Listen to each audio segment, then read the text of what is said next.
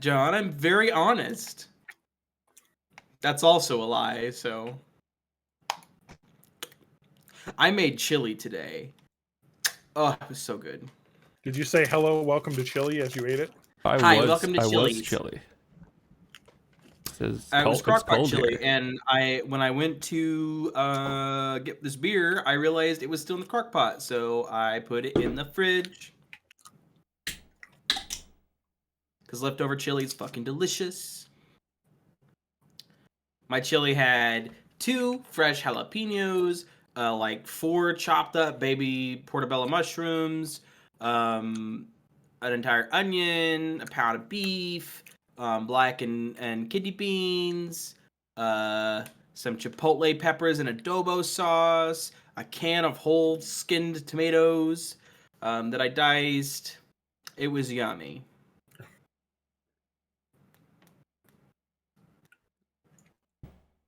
Well, we got one. We got all. Have you tried Welcome just to like the QCast. Have you tried just getting a subscription for all those ingredients? Because then you could just have them mailed to you, like John. What, you got talking about Huel?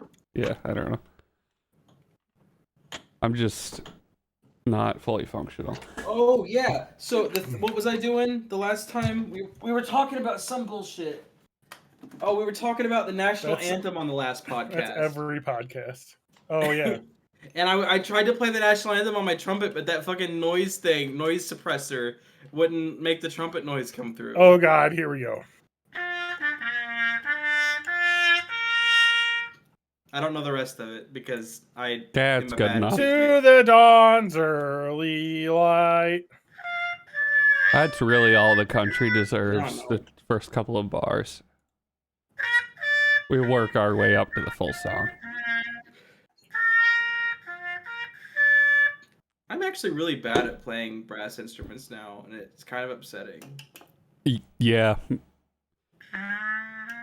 It's been like a couple of years since I tried to play my trumpet, but when I did, I couldn't even make my lips buzz anymore. Like I completely lost that skill. Yeah, but weren't you baritone to start? No, well, it's trumpet to start, and then eventually they swapped me out to baritone and euphonium. Because I'm a tromboner. So I have 3 kids. I should just grab my mouthpiece the next time in Wanakee so I can just like practice and see if I can regain that skill. I've got a trumpet downstairs. I should look up the sheet music for the Soviet anthem so I can play that. My trombone's up in the attic. Let's start a ska band. There we go. I could fall off a skateboard. I mean, play a trombone. Ugh. That's the only thing that you really need a trumpet for. Matt, you gotta like get that sting and record it so you can put on your soundboard. What? Of Spanky doing that sad trumpet. Oh, dude. I think I was talking over the first bit. Do a clean take. Do a clean take, everyone.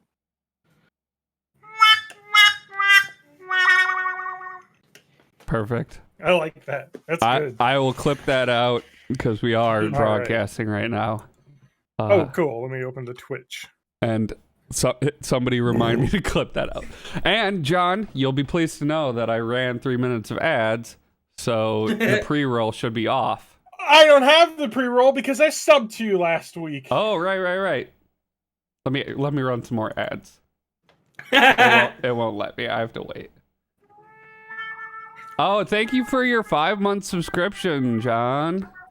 Subiversary. What's mine, like 14 months Subiversary now? I don't know. The chat. Well, it doesn't auto do it every month. You have yeah. Hold on. Let me go to Twitch. I think the regular money does. The Prime one doesn't auto renew. The Prime ones don't. You have to redo it every month, which is smart of them, or else like they would just be giving away free money all the time. Yeah, and you don't get where you are where Amazon is by giving away free stuff. Yeah. You don't like Jeff Bezos because he's a POC. Wait, was it? No, disabled, bald, and queer-coded. His wife divorced him. My favorite still is the Joe Rogan one. You don't like Joe Rogan because he's POC Italian X, and is queer-coded, likes to watch men wrestle. Oh. All right. Subscriptions. Let me turn Discord down so I can hear us over the. More like Pisscord. Twitch. I've got Discord off. I'm gonna turn Twitch on. This is John talking at his normal volume, and then let's do Matt, and then TJ, and then Spanky. Hey, my name's Matt. Don't forget to like and subscribe. TJ, Mr. Fuck the tonsils. Fuck the tonsil. Wah, wah, wah, wah, wah, wah, wah, wah, wah. Also, I'm Spanky. All right, John's going to talk after Spanky. There's probably a huge delay. And then let's do Matt again so he can compare himself. My name is Matt, and I am super fat. I have a bunch of cats. All right, we sound good. Let I don't me know if I go turn that off far, the old Twitch volume and turn up the Discord, and we can get started whenever. 8. Oops, I opened up sound settings into Mixer. Remember Mixer? Yep. Yeah. Welcome to Born in the 80s, episode 433. I'm your co-host, TJ. I would like to point out a fun fact to Matt. Is that episodes 431 and 432 are both not on YouTube. That's a fun fact. It is a fun fact. I wonder why that is. I thought one of them went up, but 431 went up Weird. last week, and I got that one edited. But you just said 431 and 432 weren't there. Sorry. I got 430 edited. Maybe 431 went up, but 432 didn't. Let me just check YouTube. It doesn't matter. I'm going to edit one tomorrow morning, but John, you can always DM me. I'm more available than that is. It looks like 431 is up there. Okay. I'm good for tomorrow anyway. Okay. I can export. Are we ready to get started, or is Spanky looking up something? He's looking up vampire porn. Okay. Spanky, you want to turn your noise cancellation back on? Yeah. Wow. Cancel your shit. Wait, why are we making him turn his noise cancellation? Because noise cancellation culture is out of control. No, TJ, don't, please don't, because I got levels and it's going to change your volume. Yeah, let me just turn up my input sensitivity. There you go. There we go. Now it'll be like not background bullshit noise. Yeah, it sounds fine. Oh, I gotta lower mine too. I don't know what mine's at. I had mine up too high. I'm fine. All right. Let us get started. Welcome to Born in... You motherfucker. It wouldn't be a podcast starting without Matt interrupting me. You never leave a gap, so I don't know when you're actually starting. You're like, let's start. Welcome to Born in the 80s. Well, because if I leave a gap, then you'll wait until I start talking and then talk. So sometimes I like to just get it out before you're That's talking. That doing it intentionally is really more of a Spanky jam. That's true. Welcome to Born in the 80s. You motherfucker. All right. Welcome to Born in the 80s, episode 433. I'm your host, John _Danger, joined by my co-hosts, Matt Hag. TJ May. Yeah, that's it. Thank you. Thank you, Spanky, for your 15-month sub-anniversary on Twitch. You're welcome. Because I was really drunk one time, and I did that, and I just not corrected that mistake. You have a background McDonald's cup. Yeah, guess what they have at McDonald's now? Gin. Soda. High C Orange is back, baby. Oh yeah, I think I had that once. I fucking had a giant High C Orange for $1, and it was amazing. God, that sounds. Because I'm a child. It's so good though. I went and got breakfast, and instead of coffee, I got a large High C Orange for $1. What do you give? Go ahead, Spanky. You go. I am now back in the office 2 days a week, and my commute to the office, this is the first time I've commuted to the office from the house that I moved into in June of last year, goes right by a McDonald's. I cannot avoid the McDonald's. That's and dangerous. let me tell you something, I have been weak most days that I've gone into work. It's tough. Mm-hmm. Okay, especially so, if you're like me and use the app, because because I just fucking like on the app, go park and say like I'm in spot 4, and then they just bring it out to me. You don't have to talk to anything anyone. to anybody. Yep. All right, so because we're already on the topic, Matt, it's hacking time. Let's go ahead and get right into this. It's hacking. It's hacking time. Well then, it's hacking time. There we go. So let's go ahead and hashtag hack the menu. What is your McDonald's? What is your typical McDonald's breakfast order, boys? All right, so my McDonald's breakfast order is I use the app, and because the app seems to constantly have the deal of buy one breakfast sandwich, get one for 50 cents. My breakfast is always either a bacon, egg, and cheese biscuit or a egg McMuffin, and then a sausage egg McGriddle, and then I usually get either a coffee or a $1 large soda or Hi-C orange. And sometimes if I'm feeling real frisky, I'll buy a hash brown, but they're $1.79, and that feels like a lot for a hash brown. So it's been a while, but I think there was a deal on the app that was like buy a McGriddle, get one free or something, or get two McGriddles for something. So that's what I would do for breakfast. I would get usually the bacon McGriddles. Ooh, those are good. So way back in the day, I'm really used to be the sausage, egg, and cheese McMuffin. Love the sausage, egg, and cheese McMuffin. But that thing, I guess my kid can hear, that thing makes me shit. Like that thing puts me to the bathroom in less than an hour every single time. But they're so delicious.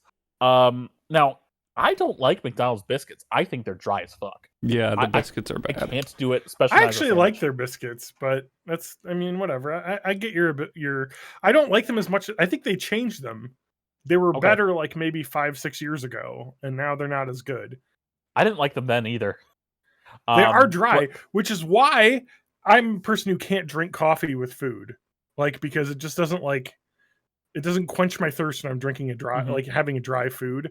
So I got to have like a water or something with the food, and then I'll drink the coffee, unless it's a donut or something. Yeah, if it's something goes really well with super sugary, and then the bitterness counteract. It's like exactly when you're having a cheeseburger with soda, and like the acid from the soda washes the fat off of your tongue. It's kind of yeah.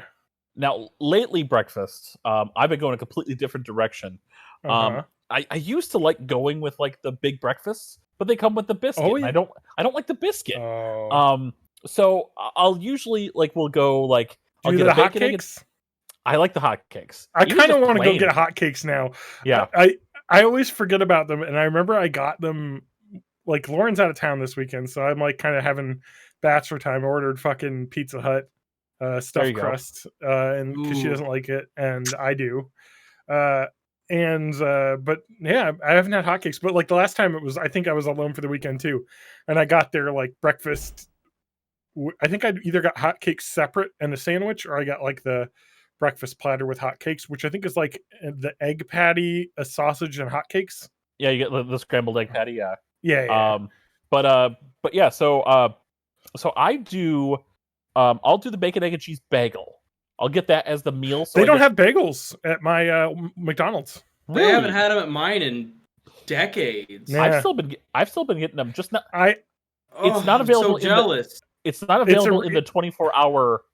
In the 24 hours. No. Even Missouri dropped bagels in 2009. I like when I was in high school, and no. I have gotten a bagel breakfast sandwich in Wisconsin before, but the local Monona Drive, the one closest to me, McDonald's, does not have the bagels, and those are great because they have the bagel sauce.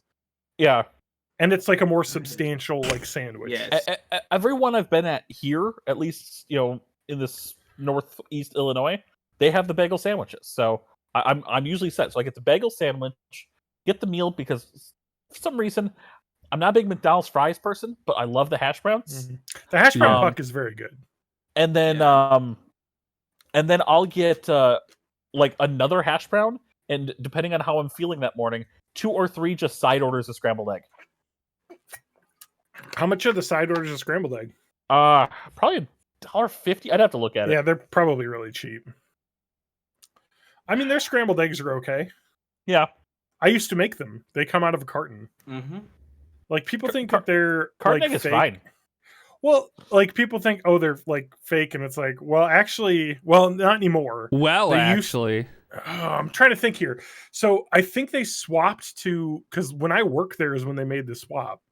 Because originally, when we had to make the breakfast scrambled eggs, it was out of a like a carton, which was just pre-scrambled eggs. It was just Yeah, exactly. and you just pour it into like the mold on the griddle, and you put the little steam cover over it, and you have the timer for a minute, and then it was difficult. It was actually like the only grill thing that took like skill. Yeah. Is you had to like fold the Fold it things properly, over and then flip it and then let it sit for another like minute under the steam thing, and then it was ready, and then you put it in a little tray and have a bunch of them ready to put on sandwiches.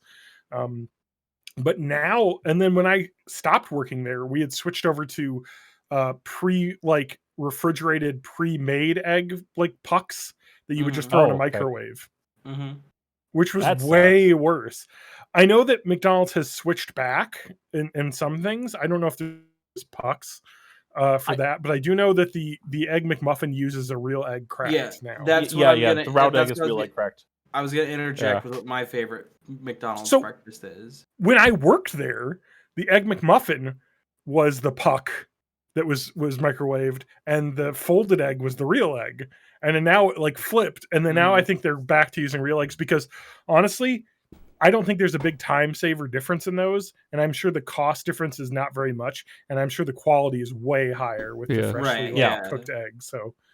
So my McDonald's breakfast is and so I have the universal one that's at all McDonald's, and then I have the one that's only in some locations in the South.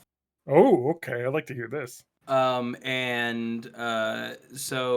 the one I get no matter where I'm at, if I just like, it's my go-to sausage, egg, and cheese McGriddle sandwich with the McMuffin egg, with the actual egg as a substitute. Wow, I didn't even know you could do that. That's a real menu hack. You can't do that from the app though. Really? So you have to ask for round egg. Yeah. Yep. But it is just a bit like, so the thing is like, I like the hash brown puck. They're good. They are like, but they're like John said, they're $1.79. Like they are. I like to get it with a combo meal. Yeah. But if I'm doing the deal for 2 sandwiches, it's like way too much to justify. And so this is a thing I encounter when I'm going to work. I want to have a sandwich that I can just eat while I'm finishing my drive to work. Then I have coffee at work. I drink coffee at work. So like I don't need McDonald's coffee. So therefore getting a hash brown is just the $1.79, and I don't want to do that for just the hash brown. So when you get the egg instead of like the egg folded egg, if the scrambled folded, the actual cracked egg puck is a bit bigger, so like it's a bit more filling. So it's not quite as much as the sandwich with the regular egg and a hash brown, but for like half the price, just to get a little bit more like substance to the sandwich, it makes a good breakfast. So that's like my go-to thing, and I guess that is kind of a hack. And the other one is only at some locations in the South, and it's the McDonald's biscuits and gravy breakfast. And it costs, I believe, let me check.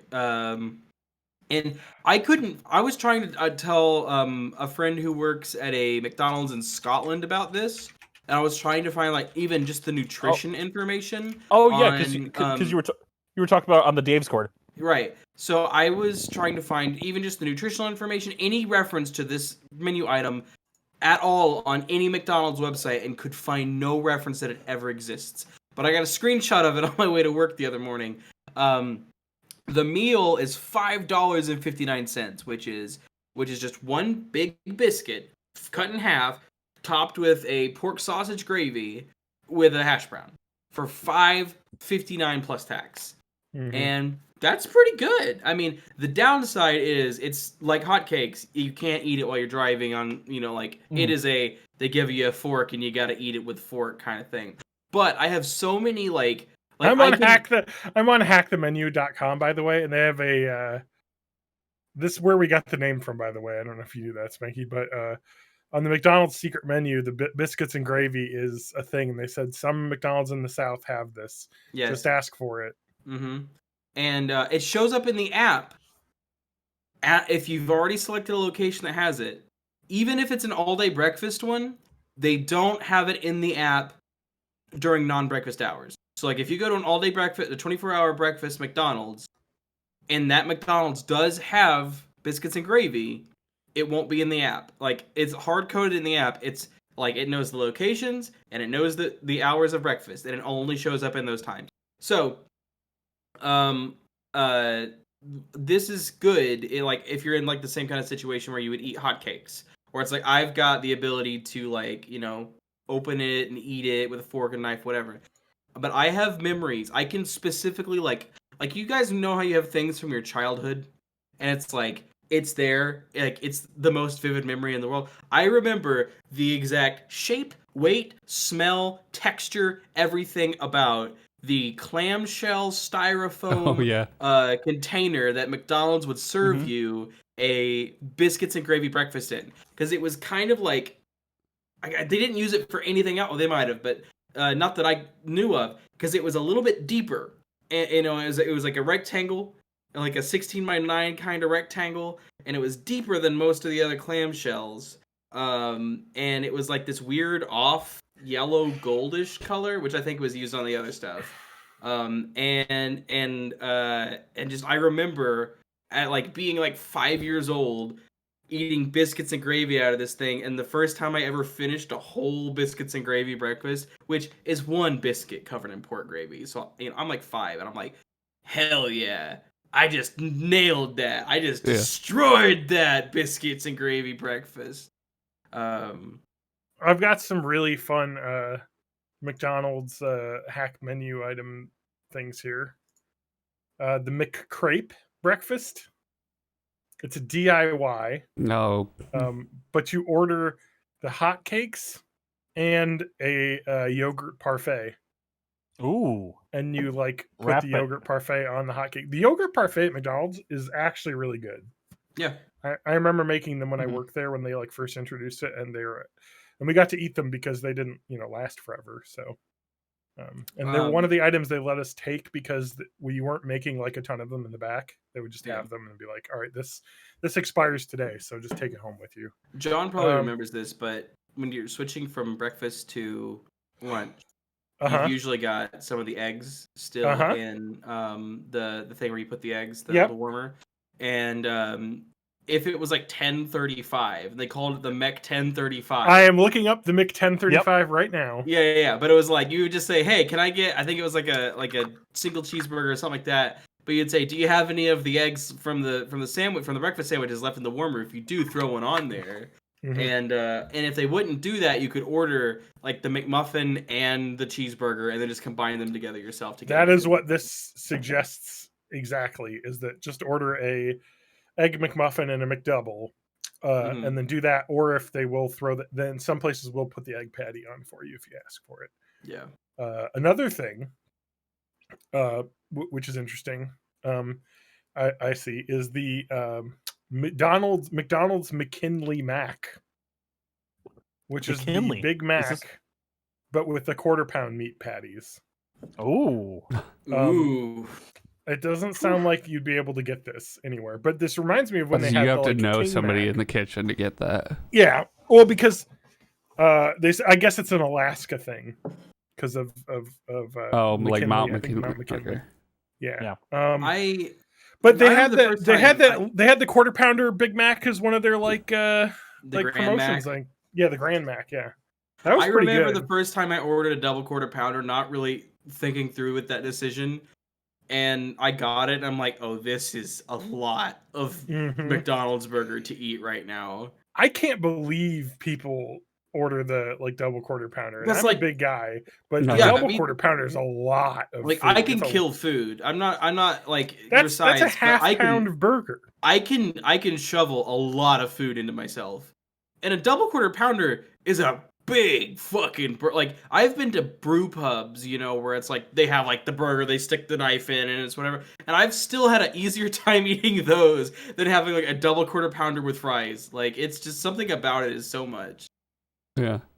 Well, and then something about their like meat filler or something just like sits like a brick in my stomach.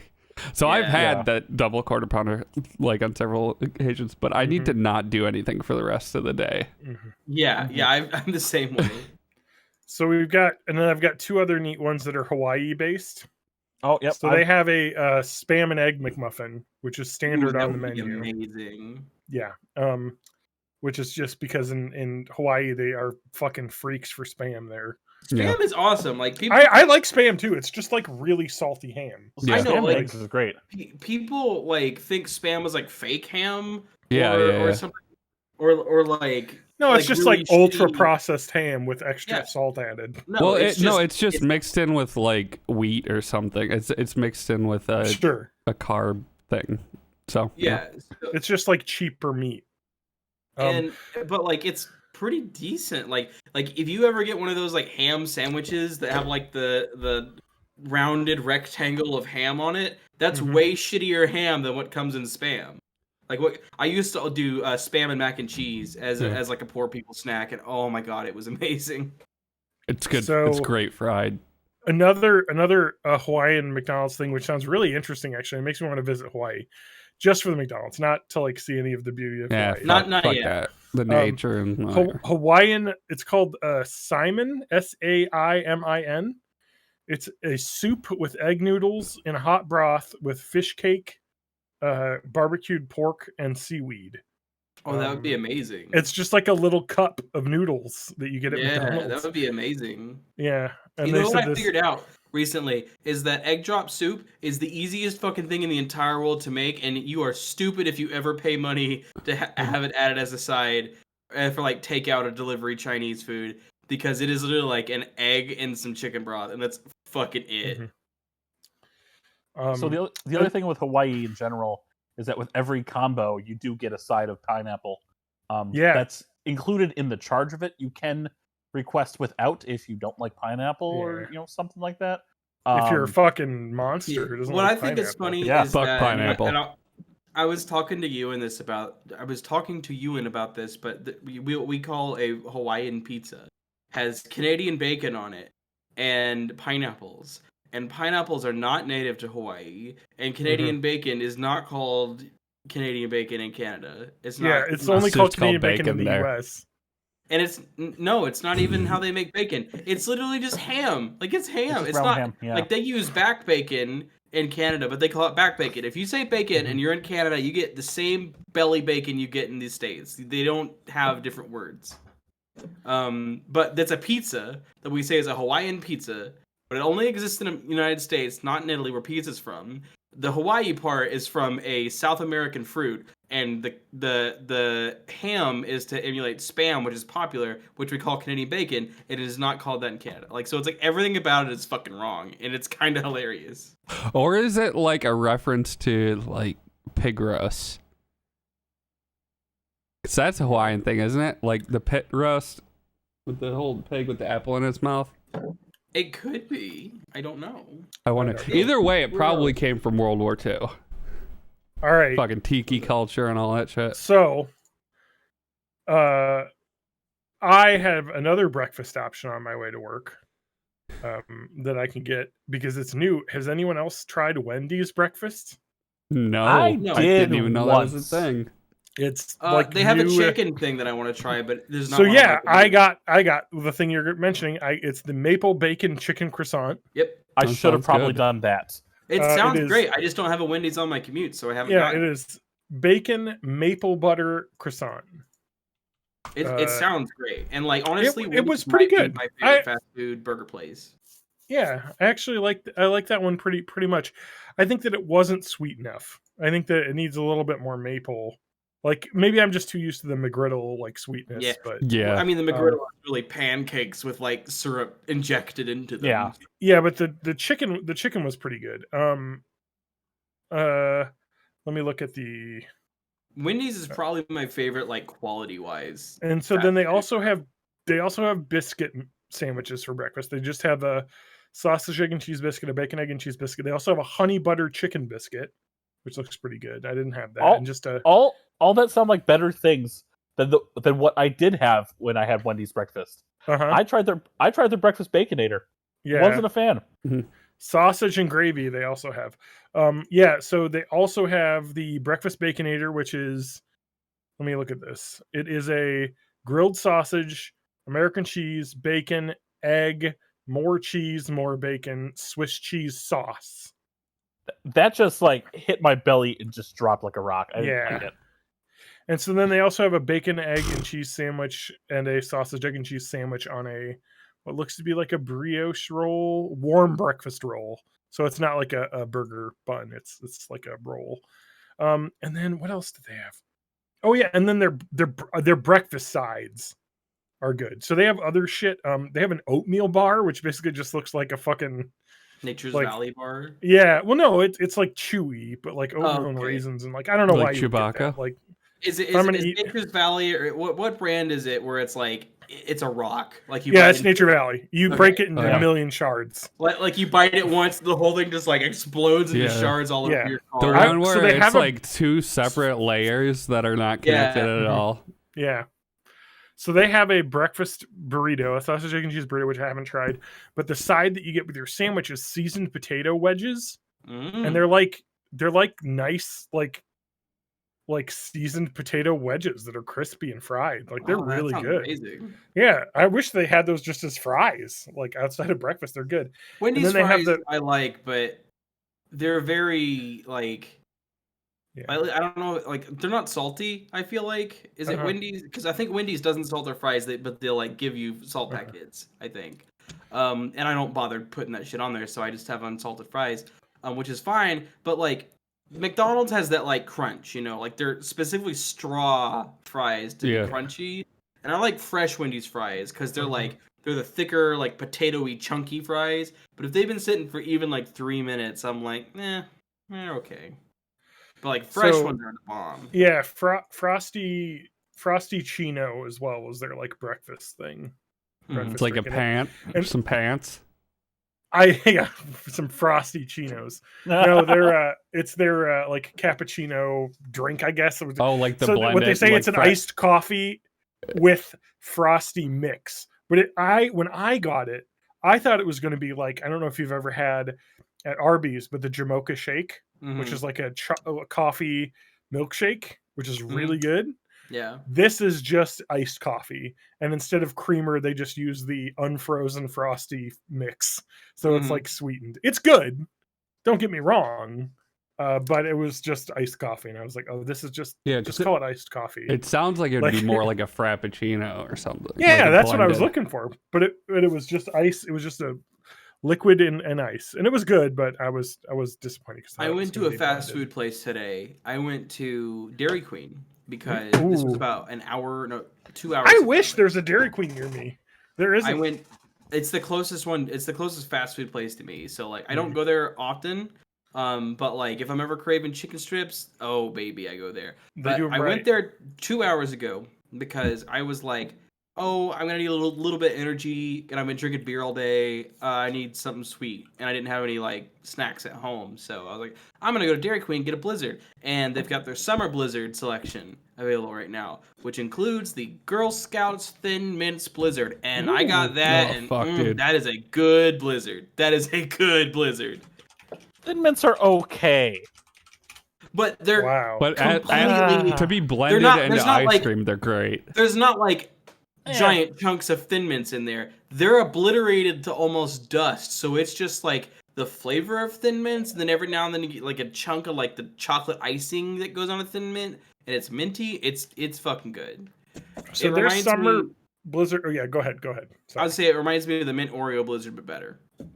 So they have a bunch of like summer blizzards that a lot of these sound really good. So the Thin Mints one I definitely would want to try.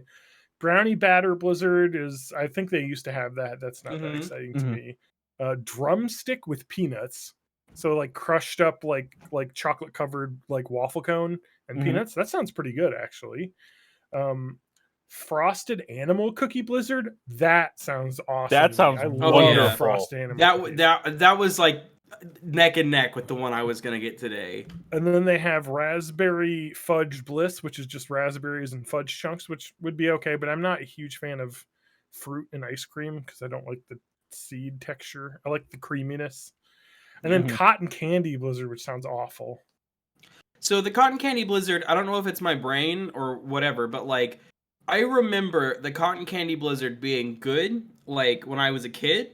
And then now when I get it, it's just like regular. It's basically like regular ice cream with Pop Rocks in it. Yeah, it looks like it has Pop Rocks on it. And that's it. And it's just like, this sucks. But as a kid, I remember like the ice cream tasting good. But like now it's like the ice cream just tastes like regular vanilla excuse ice cream. me, Dairy Queen does not have ice cream. They're called Blizzards. And It is Dairy Queen registered cones. trademark. Blizzard circle R. Registered trademark. TM. I love that they can't call them call it ice cream because it isn't like is it like hydrogenated oil or something? No, it's not like more than 50% ice cream or something. So yeah. I work in the food industry. The Milk and Dairy Council is very strict about naming stuff and what you can call what. So they're very much like it has to be like this amount of milk to be considered ice cream, and it isn't. It's their own mix, but our mix tastes good. Like it's just like how McDonald's shakes aren't called ice cream either. Yeah, they're called. You want a cone, or do you want, you know what I mean, or they're a sundae? Called sorry, the machine's broken. Soft serve. Yeah. I actually haven't been to a McDonald's where they've had the machine broken. Oh, speaking of hack the menu, god damn, we're going to talk the entire podcast about hacking the menu. Yeah, we are. But I went to McDonald's on my way back because I had to go into work to notarize something, and I'm a licensed notary public, by the way, to notarize something, and it was a I got a McChicken, and then I got one of their frozen drinks. I got the they do these every summer, but I love them because they're like a slushie, and I love like a slush puppy type slushie where it's like the ice in the water, like liquid. It's very liquidy. You can like drink it almost. Yeah. Not like what are they called? Snow cones? Icy. I'm talking about like the icy where it's like all like really thin shaved ice that you eat that you like have to scoop out. So I like this, but they have I got a pink lemonade, and they have a Coke one, which I kind of want to try too. Like a Coca-Cola slushie, which sounds pretty good too. But I was feeling like pink lemonade, and that was really good. Now I kind of want to go to get fast food. Why? Because we're John, garbage full. I just had a fucking half of a stuffed crust pizza for dinner. Do you want me to order you some cheese curds? No. I should order some garbage. Cheese curds from let's see, I could probably get Culver's or Dairy Queen cheese curds. I've eaten enough garbage for today. So I had a really amazing hack the menu experience recently. Okay. I ordered the Great Dane is a brew pub here in town. Yep. They've got a few Did locations. you order delivery? Yeah. I ordered. Oh, they do delivery now. Yeah. Yeah, they do it through I think Eat Street. Yeah, which is local. I did poutine, and then I also had a burger, and my side for the burger was sweet potato fries. So they like with delivery they just have like the gravy cheese stuff separate from the fries. So I was just dipping sweet potato fries in there, and it was the fucking most amazing thing in the world. Amazing. It was Man, really I'm good. gonna have to order Glass Nickel delivery again because the Eat Street delivery is nice. It's not super expensive, and so for the longest time we didn't get Great Dane delivered because early in the pandemic they like reduced their menu like significantly, where it was only like 5 things. Yeah, and now they have like the full menu again, so there's like lots of cool like weird sandwiches and stuff that you can get. Like I got when we ordered it, Lauren got the thing she wanted, which was their salmon sandwich, which is like really good. And I got just the wings, like boneless wings like thing, just wings with their like I forget what it was. It was like their Korean barbecue sauce. Oh shit! Oh yeah. man, that was fucking good. And then as my side to share with Lauren as well, because I could not eat an entire order of cheese curds, but that was a very heavy meal, cheese curds and chicken wings. So Yeah. big fan of that place.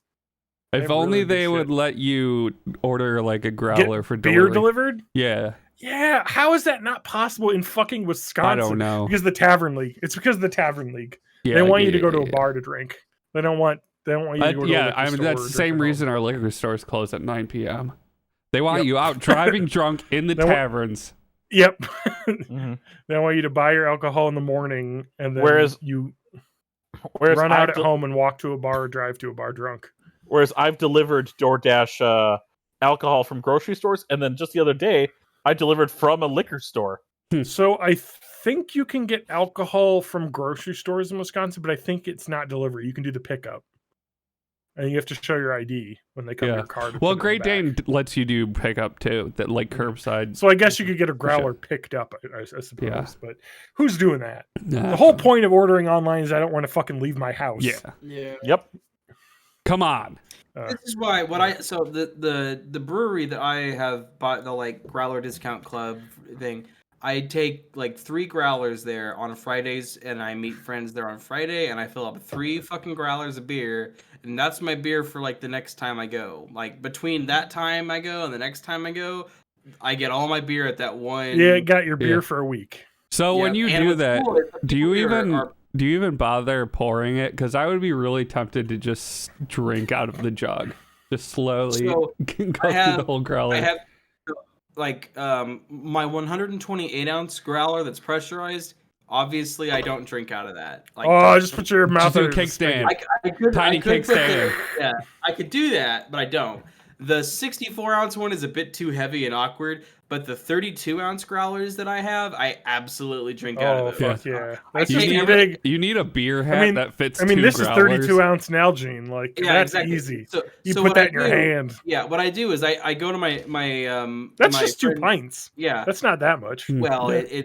yeah, 2 full pints, but most like glasses in America are 12 ounces. Or, Oh. but like Not when- in Wisconsin. yeah, Well, they're- Wisconsin. They're with, pint like, when glasses, you but say- it's a pint if you fill it like completely level with the rim. So you usually Yeah, get like a so- 12 ounce pour. Yeah, what I have right here is a traditional, like if you go to a bar, this is probably the glass they're gonna serve you beer in, and 16 ounces is like at the rim. So if you get it to right here, you're thinking like that's like almost 4 ounces right there. So Between you get a 12 little- and 14 ounces. Yeah. So anyway, but yes, you're correct. So when I go to D&D on Wednesday nights, I just take my 32 ounce growler over there and I just drink Hell straight out yeah. of that. And like that's Do you drink it like a southern? Do you drink it like a southern moonshine guy, where you put the bottle over your arm and tip it? No, that's how I have to Adam Is Ham that showed me part how of to your do role that. play? Yeah. No, that's how that's how I have to do the 64 ounce growler. I've The done that moonshine before. jug. You Yep. use your arm to lift it. That's Fuck yeah. hilarious. I had no idea that was Yeah. a thing. Yeah, I could do that with the 64 ounce growler, but I don't wanna remember open what it. Adam showed me how to drink. It was probably like a 2 liter of Mountain Dew he was doing that with, just to be fun. Just a big glass jug of Mountain Dew Oh, with the man. 2 tiny little handles on the neck, Yep. 3 Oh, X's shit. on it. I need to get another water because I forgot to take my pill. You know, Mountain It's Dew's sitting original right branding here. was like And I hillbilly. finished my drink. Mm-hmm. Yeah, it was like a hillbilly. It was like believe the the like name Mountain Mountain Man Dew. drink Yeah. that they Yeah, I made in the believe it- hills. I believe the name Mountain Dew was originally a slang term for moonshine. Ah. Nice. Let me see. Anyway, so that's life. I like I just said a second ago, I need to go get another drink because Yeah, I kind of figured you'd do that while we were talking about Mountain Dew. But I'm gonna keep talking because I can't shut up. Mountain Dew's original slogan was, "It'll tickle your innards." It does do that. Yep. Ask TJ about his No, kidney No, stones. it'll, IT apostrophe LL, tickle Yore, Y-O-R-E, Oh, innards. Jesus. Yeah. And it's got like a one hillbilly with a firearm aiming at another hillbilly who's running into an outhouse. That's They'll fun. make you shit. Great. I don't know what's going on with this advertising, but you know. Mountain Dew was originally Southern and or Scottish and Irish slang for moonshine. Using it as the name for the soda was originally suggested by Carl E. Retzky at an Owens, Illinois Incorporated meeting in Toledo, Ohio, and was first trademarked by Allie and Barney Hartman in the 1940s. Early bottles and signage carried the reference forward by showing a cartoon-stylized hillbilly. The first sketches of the original Mountain Dew bottle labels were devised in 1948 by John Brichetto, and the representation on product packaging has changed at multiple points in the history of the beverage. So in case you were wondering, it's not a hillbilly shooting another hillbilly anymore. It's just like this I thought angular that. MTN Dew thing. It says extreme with 18 exclamation marks. What's up? John, have you ever drank soda before? Have you had soda? Yes. Have you had soda? It's pretty good. I would recommend it. I drink soda or soda pop. It's like water, but like kind of like spicy, but not spicy.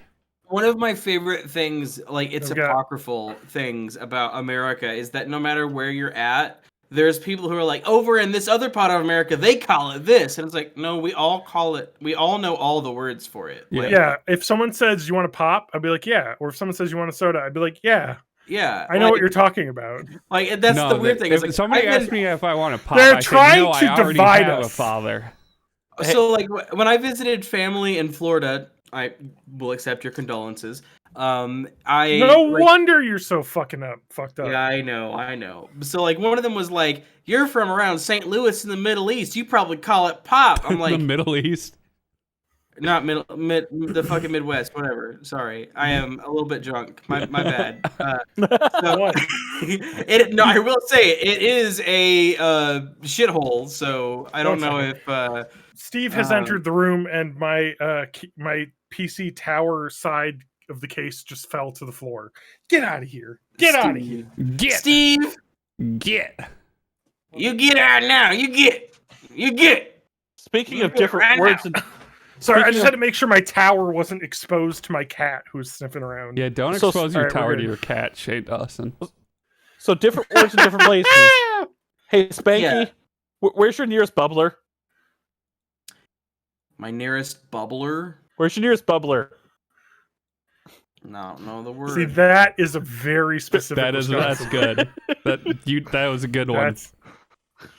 That is I don't know actually the- a I don't weird, know stupid bubbler. one. So bubbler Yes. is a water fountain, Okay. but for some I've- reason in Wisconsin, people call it bubbler. I would guess it Makes was no sense. probably a brand at one time, like That's the possible, Bubbler yeah. Company or something. Do you guys ever call a bathroom a water closet? No, but I've heard I of that. Yeah. I don't know why, but some people do that here, and I'm like, Huh. what the like even I who live here, I'm like, what the fuck are you talking about? But like when I visited family and they were like, you're from the Midwest, you probably call it pop. I'm like, no, I'm from America and I know what all the words mean, so I call it whatever the fuck I want to. Like The first don't- references to drinking fountains as bubblers in Milwaukee newspapers turn up in 1910 when they're called sanitary bubblers, fountain bubblers, or water bubblers. So it was like a term used in Wisconsin specifically for Yeah. a type that they were using in Wisconsin. What a weird thing. Guys, I want to derail you too much, but I want to crack into this drink. But so World of Warcraft TBC Classic's coming out. So I took time off of What work is that? to play it. It's a game. Anyway, I'm Okay. pretty bad. the guild I'm in now, which is more fun than the previous one, is called the Cold One Crackers. And Yeah. one of the greatest parts of that guild is the rule is whenever you crack a drink, you have to do it into the microphone, and everyone will say "good crack," and it's Yeah. really fun. And so I'm going to do that. Dude, that was a good crack. Nice. Thank you. Good- It's just fun good being in the middle of a crack. raid. Good crack, John. Nice crack. So that It's like you're like a butt. It's just fun being in the middle of a raid and then just there being a pause and then just hearing it's Clear like, comms, yeah, clear boy. comms. Yeah. Yep. It's just fun because it's so much. It's just endemic of how much more laid back the guild is than our old one was. It's like we're just having fun, and then I love that, and that's probably why I'm still playing, because they're actually fun to like play with, and we dick around and do dumb shit, Yeah. like go to the high jaw. Share your favorite Ben Shapiro videos with each other, Yeah. and Oh, And that's not like all that. your Pepe I the guarantee Frog you, there's memes. definitely some people that are in the guild that probably watch Ben Shapiro because it's that we're in a hell world, but they certainly don't talk about it on there. So that's the important part. I don't need to hear about Just it. keep that shit to yourself. Keep that shit to yourself. as long as they're wearing the hoods, I don't have to think about it. So I'm going to cross TBC Classic off my topics list because Okay. we don't need to talk about that. What about This is that what's weed coming. shit? I will be right Weeb? back for the Oh! opposite reason than John. He's got to make water. Yeah. Well, I'll talk about the weeb shit after TJ gets back because he TJ, if you commented on pour it. the Gatorade powder in that, you can just recycle it. It's it's just electrolytes. It has gotta what plants crave. I got to talk about my new weird guy hobby. That started Yes, this week. yes, I did. I appreciated posted seeing your on the updates on Discord. You're in. So I You're started- in old man mode now. I have my weird guy hobby, and that is ant keeping. Hmm. And so in my closet right now, in a test tube setup, which is one of the easiest ways to keep a queen, like a founding colony, is you just get like a test tube, which I bought on Amazon, a bunch of them. And then you fill it up like to here with water, and then you put a cotton ball in there. And then you put the queen ant in, and you put another cotton ball on the other side. So there's airflow, there's water to drink, and there's humidity in the tube. And so I caught a Camponotus pennsylvanicus queen, which is just a black carpenter ant queen. I have been carrying around these on all of my walks with my dog so that I can catch any queen ants. They're just snap caps I bought on Amazon that I punctured the tops of so they have air. And so I didn't have a test tube. I wasn't expecting to catch a queen yet because the ants are really interesting. I'm going to get into a little bit of a science corner detail here, but so ants are, you know how like cicadas all emerge like every 18 years? Yeah. That's kind of how ants work, but they do it every year. And so they have a thing called the nuptial flight, and each species will send their male ants and their female ants out of the colonies to fly around, find each other, fuck in the air, and then land. The male ants die because all their job is to impregnate a female. And the female ant will break her wings off and go find a little hidey hole to lay like 10 eggs and then make her first set of workers and then build a colony from there. So right now we're right in the middle of the black carpenter ant nuptial flight season, which is usually late April through the end of June. So there'll be lots of just, pheromones in the air, making the colonies let loose all their queens. And That's why I've been so horny for ants lately. It's been like, it's so exciting. Like it's like real life Pokemon because you're like you're on a walk and you're looking at the ground and that. And I was like, I'd caught a couple majors, which are like the larger worker ants that you're like, oh, that's a queen because it's big, but you can tell the difference because of like, well, you saw the picture on our Discord, is that the queen that I got, especially Camponotus, which are one of the largest ant species. The queen is almost as big as my tip of my forefinger. Like she is almost an inch long. Like they're fucking huge. And so I was walking the dog and I looked down on the sidewalk and there's just, I was like, that's what a queen ant looks like. She is fucking enormous. And so I just took my little thing, scooped her in, closed the lid, finished the walk. And then I waited for Amazon to ship test tubes because I wasn't expecting to have caught one. But I did. So I'm looking at hopefully catching 2 or 3 more queens because you want to have a few just to the death. No, you want to have a few just in case something doesn't work out with one of the little colonies. Because here's the other thing: black carpenter ant colonies take absolutely forever to grow because they're one of the slowest growing ant species. So if you read any of the guides, it's really interesting that this test tube setup that I have will probably last until next spring. Because she'll probably lay 5 to 10 eggs in the next couple months. And it'll take those a month or two, about 2 months to go from egg all the way to worker ant. And so it'll be close to like October, November when she starts to have like 5 to 10 workers, and then they do their hibernation. And so I have to keep them in the fridge for the winter, because that's what would happen in the wildlife. They'd go underneath the ground, sit there, hibernate for 3 months, and then in February I can take them back out. And then by then they'll be big enough to actually move into an ant farm, because they'll have enough workers. Because if you move them too early, then they get spread out too much and they can like dry out, and it's just more dangerous for them to be spread out. So you want to keep them in a little, what they call a founding colony, which is really interesting if you're out in the woods and you like see, ants or something. You can like sometimes break bark off and you'll just see this little pod of like 5 to 10 ants around a giant ant, and that's like a little founding colony before they really start getting big and start like digging into trees or moving underground. So yeah, it's really exciting. Like nuptial flight seasons is all summer, and I'm trying to think of the next one will be, it's probably Tetramorium pavement ants will be next, which are a lot smaller. They grow a lot faster.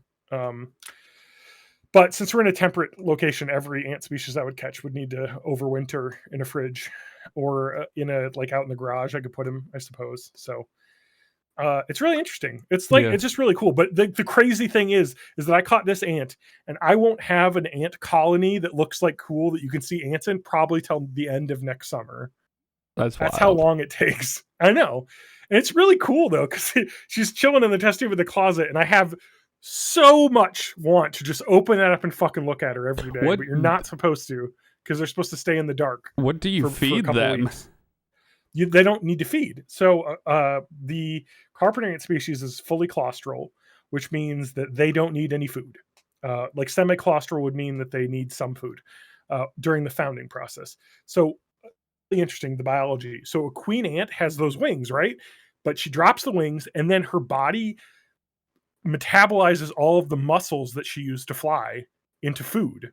And then she survives off that and spits out food for her workers to eat. But it is suggested once you get 5 or so workers to start feeding them. And so what you do is you just pull the cotton out of the end of the test tube and then put in a little tray with like some honey on it, or you can just dab it directly in the glass. Yeah, or a little charcuterie. Actually, funny. A lot of people recommend to break like a cricket leg off of like crickets and put it in there too. So you want a little cheese, a little meat, a little cricket leg. So a little drop of Coke.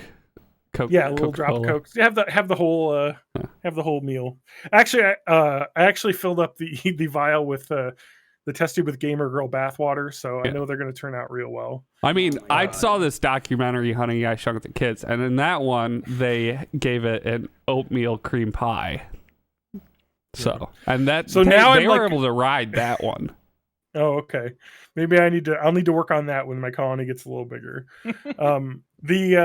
It's really interesting. I went down a huge rabbit hole about like ant keeping stuff. And if you want to look on YouTube, there's lots of channels with lots of crazy info about keeping ants, which is fun. But there are a couple places that sell and ship ant colonies that I've been tempted to buy an ant colony.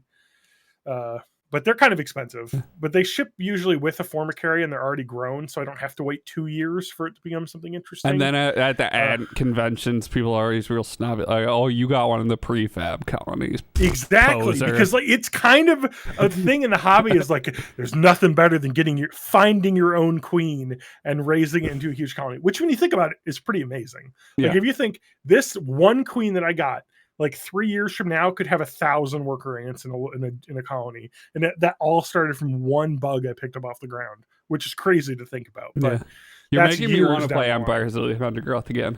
I think they do have a bunch of updates, so I might have to get back into that. So this one website I was looking at will ship. I forget the name of this. They're a Myrmica species, which are harvester ants, and those are really neat because they actually eat seeds.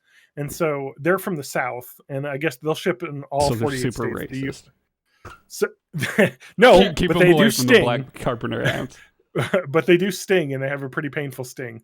But apparently they're really neat because what you do is you feed them like dandelion seeds, and you just put them in a little pile, and you can watch the workers come out and grab a seed in their mouth and climb it all the way back down to the tunnel. So they have like a little line of ants carrying seeds, which is kind of fun. But yeah, so I'm in the ant hobby, and the worst part about having Camponotus or Black Carpenter Ant Queen is that it will not be probably till the end of summer that I have worker ants like starting to grow. So right now you're it's the kind of worker annoying. ant. Yeah, right now I'm doing all the work. And hopefully she's impregnated. She probably is because she dropped her wings, which they usually do after they've had babies, but you never know, so I want to have a couple backups. So I'll be out walking the dog, catching ants in my vials, being a weirdo, because that's what I am now. And so that's fun. Look, you're not as weird as like a tarantula person, at least. Oh God, tarantulas suck. I like spiders, but you know what tarantulas do? They sit. That's all they do, and that's how they hunt. Like literally, the way tarantulas hunt is they sit on a branch and just wait for a fucking bug to go by that they grab. They don't even like move. And they're people super are like, "Oh boring. yeah, they'll crawl around on your hand," and it's like, yeah, because they just want to get to the spot where they can sit still. Yeah, like they're not gonna crawl around and like nuzzle you. Like they're not. They have no. They're like, this is a tree. I'm gonna find a place on it that's the best to sit on this tree. Yeah. No, they're like tiny 8-legged cats. Mm-hmm. That's no. Oh, I mean, that's what tarantula people say. There's a lot of like, I guess, anthropomorphizing, but another update I wanted to bring is the Marvina the spider update. So I don't know what happened to Marvina, but I can only imagine that the literally dozens of jumping spiders I've seen on the outside of my house while I was looking for ants is her brood, I would hope. And the I lineage. just imagine. So the lineage lives on. There are ass loads of jumping spiders on the outside of my house, and it's actually I love pretty jumping cool. spiders. They look cool. They look cool. They're very friendly. They can do like 0 damage to humans at all, and they're like a very like also most spiders can do 0 damage to humans. Yeah. But like they're just like only a helpful spider. Yeah. Whereas like wolf spiders are assholes. Yeah. They're cool. Well, they're scary. They're a real big problem in Empires of the Undergrowth too, because they'll just fuck your ant colony up. Well, that's the thing about wolf spiders. Is they're the apex predator of the bug world. They are. And I had a orb weaver spider who was by my door who kept all bugs out. All the bugs would go away. There were no bugs in my house because I had an orb weaver spider by my door where the bugs would come in. And she just had the biggest fucking most beautiful web and just chilled out, ate all the bugs. We were best friends. And one day I go out there, a fucking wolf spider has come up and eaten her and just lives in her nest and they're nasty. Yeah. They fucking eat everything. Well, yeah, because those little bugs aren't worth it for that thing. It's gotta kill the bigger bugs. Like they kill other spiders. Yeah, so they're nasty. So that's the one kind of spider I hate is wolf spiders for certain, because like they're just dicks. I used to keep wolf spiders. I also hate brown recluses, but for different reasons. Lauren has rejected my ability to keep spiders in the house, so I have moved to ants, which she actually thinks are kind of cool. So well, that's good. Yeah. Well, they're cute. Ants are cute. They're like a little bug. They don't do anything. As the quantity of legs decreases, it gets more acceptable. So it's like 8 legs, no. 4 legs, yes. 6, 6 legs, See, for me, I feel like it'd be eyes. Like jumping spiders have the normal amount of eyes, but they have 2 really big ones, and so you can just kind of it looks jumping like spiders have like the crazy amount of spider eyes, but they also have 2 giant ones that look like regular animal they look eyes. like Lucas the spider, so they're cute. Yeah. All right. Let's talk about. You said you wanted to talk about weeb shit. What's Brockmire? Oh, that's not weeb shit. No, but there's also Silent Voice, but I don't want to talk about weeb shit. I just knew that it was on your list. Okay, I do want to talk about Silent Voice because I watched that recently. Brockmire, I literally finished that show yesterday. So, whereas Silent Voice, I finished like a month ago. I don't think it's on Netflix anymore, and that's why I watched it, because I had it on my Netflix queue, and then I saw it was leaving in June, and I was like, shit, I gotta watch this. Or leaving at the end of May or something. So I was like, all right. So Silent Voice is an anime by the same studio that did Your Name, I believe. Okay. And it came out the same year. When I looked at Oh, no. Like Your Name. Sorry, it came out the same year as Your Name. It's not the same studio. Kyoto Animation. But they're really good. And the anime is really interesting. And I don't know how to describe it other than it is about a boy who bullies a deaf girl in his class. And then many years pass. And it's like brutal, like the bullying, like making fun of her voice and everything.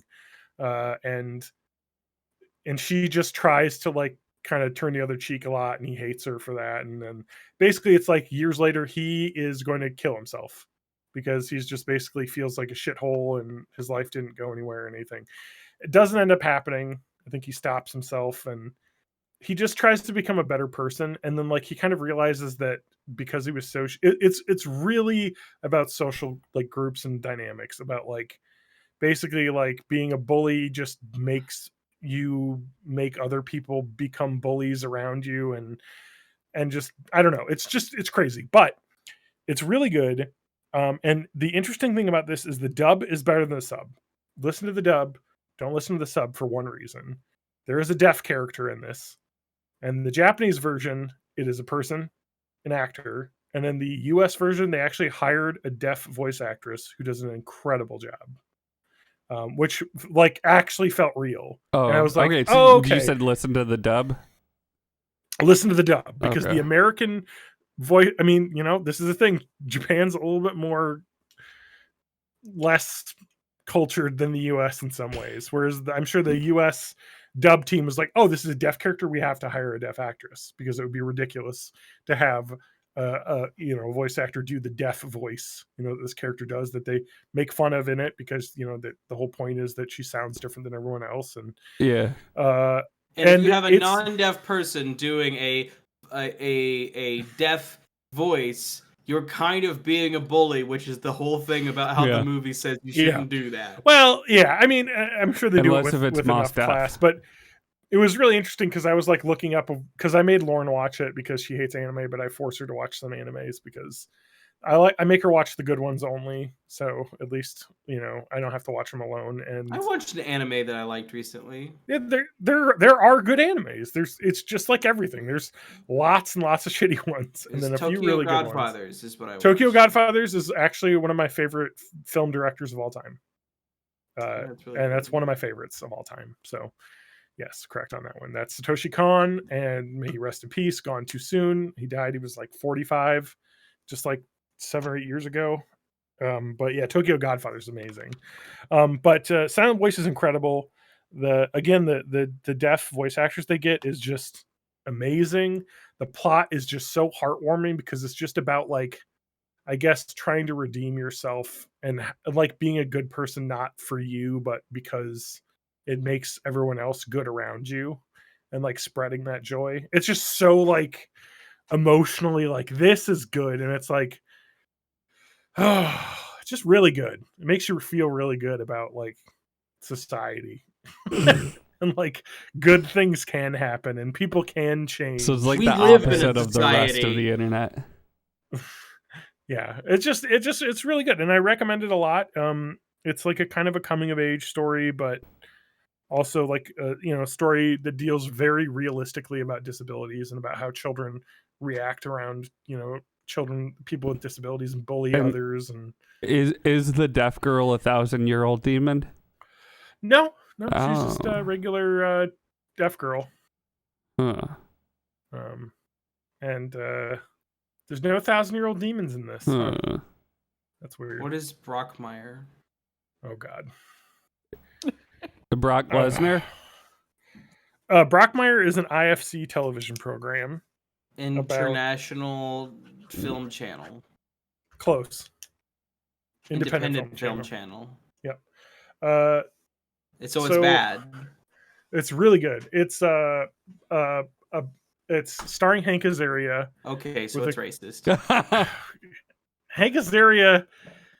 Does he do like a really funny Indian shopkeeper voice for the whole movie? So Hank Azaria, you've given him a lot of shit for this. Hank Azaria is probably way better than most of the Simpsons producers. He's also like 75, so like my expectations are low anyway. No, but Hank Azaria, his first reaction was, just defensive, obviously, and then his reaction since has been incredibly good, and his reaction has been, I'm no longer going to voice Apu. I don't care what the producers say. Oh no, Hank Azaria is the young one. That's right. I'm thinking of like Dan Castellaneta and oh no, Harry Shearer, who's like Harry 82. Shearer. Harry Shearer's like a million years old. Yeah, and so he was just like he's like since like Yeah, said, I wish I could 77. apologize to every Indian person who has been like affected by the racism around the Apu voice, and he he's been remorseful, which is good, and apologize. But anyway, he plays in the When's show. he gonna baseball. apologize for his birdcage character?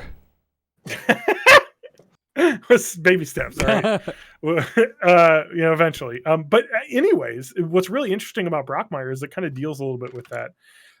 So it's a show where he's a baseball announcer who's an alcoholic, and his wife cheated on him, and he went into like he was a Kansas City announcer, and he went into the Kansas City booth after his wife cheated on him and had this legendary like breakdown that was like the first viral video.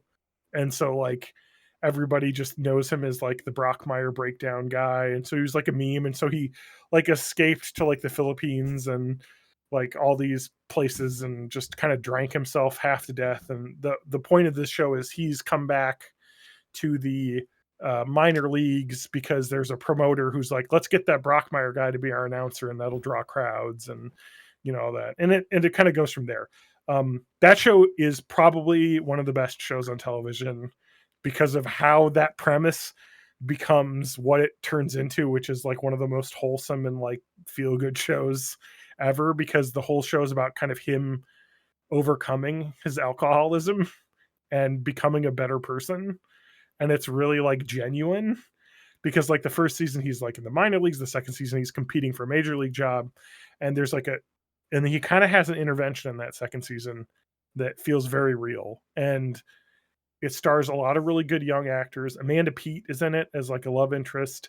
But the craziest thing, oh yeah, and then it deals with a lot with racism in baseball. And he is a particularly outspoken anti-racist and against a lot of the old school baseball types that are. There's a point, I think, where he wins his starting job for the like Atlanta Braves announcing job at the end of season 2, and he realizes that when he goes to accept it, the guy only wanted him over the other guy because the other guy competing for it was a young like Pakistani American announcer. And he was like, oh yeah, we only can have white people in the booth.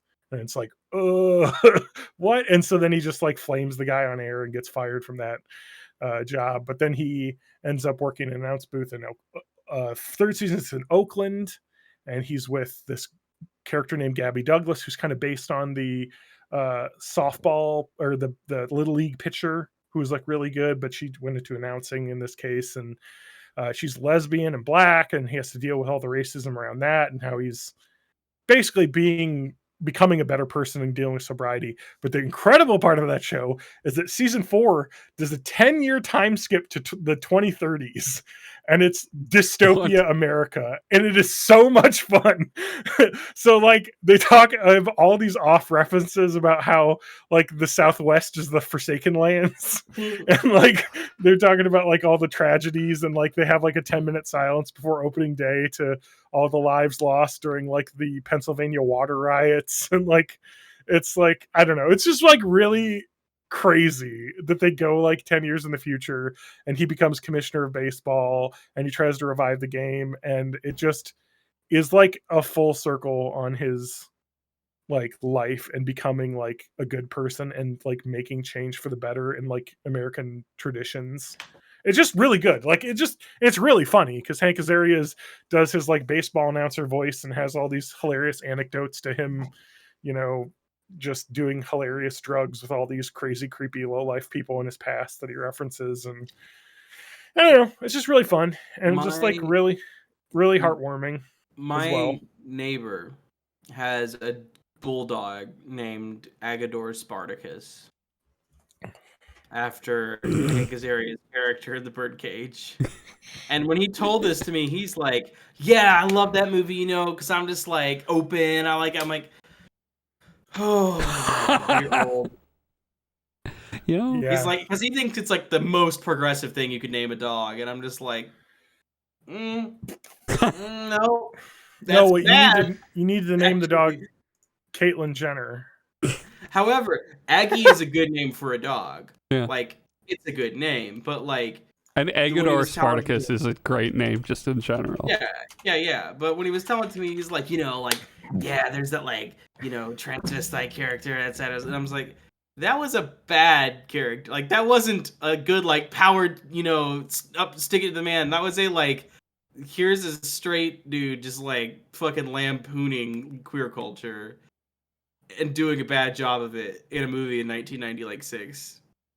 But this guy's like 50, so like, Yeah. God, Caitlyn Jenner is the worst. Yeah.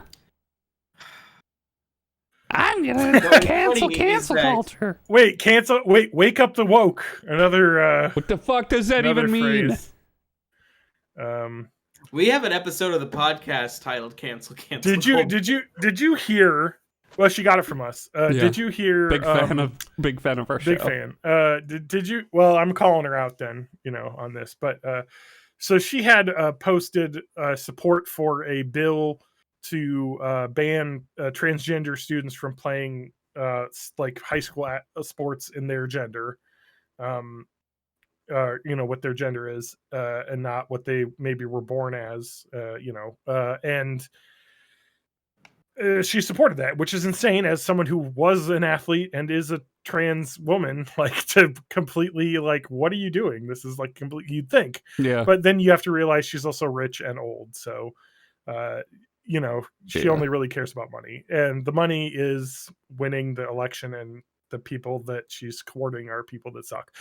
So she flipped on the transgender sports issue and now wants states to determine who is truly trans.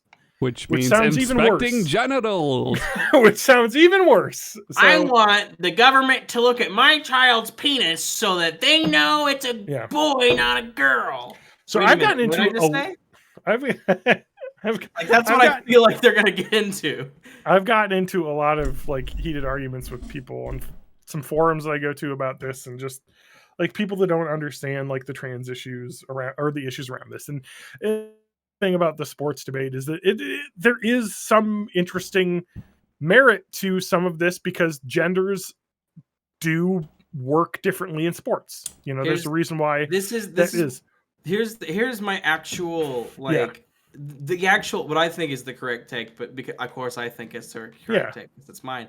But in my high school, because there were so few people, if a girl could play football and did a good job, she could just play football, like on the varsity team, like to me, it should all be treated like weight classes like boxing have. Like, which is interesting to bring up, because if you're like, because there are girls I went to high school with who could fucking, and we'll get into this a little bit later, but destroy my spine and just chew me up and spit me out. So an interesting anecdote about this though is what you're talking about is high school wrestling, where they allow women to wrestle men on weight class. Mm-hmm.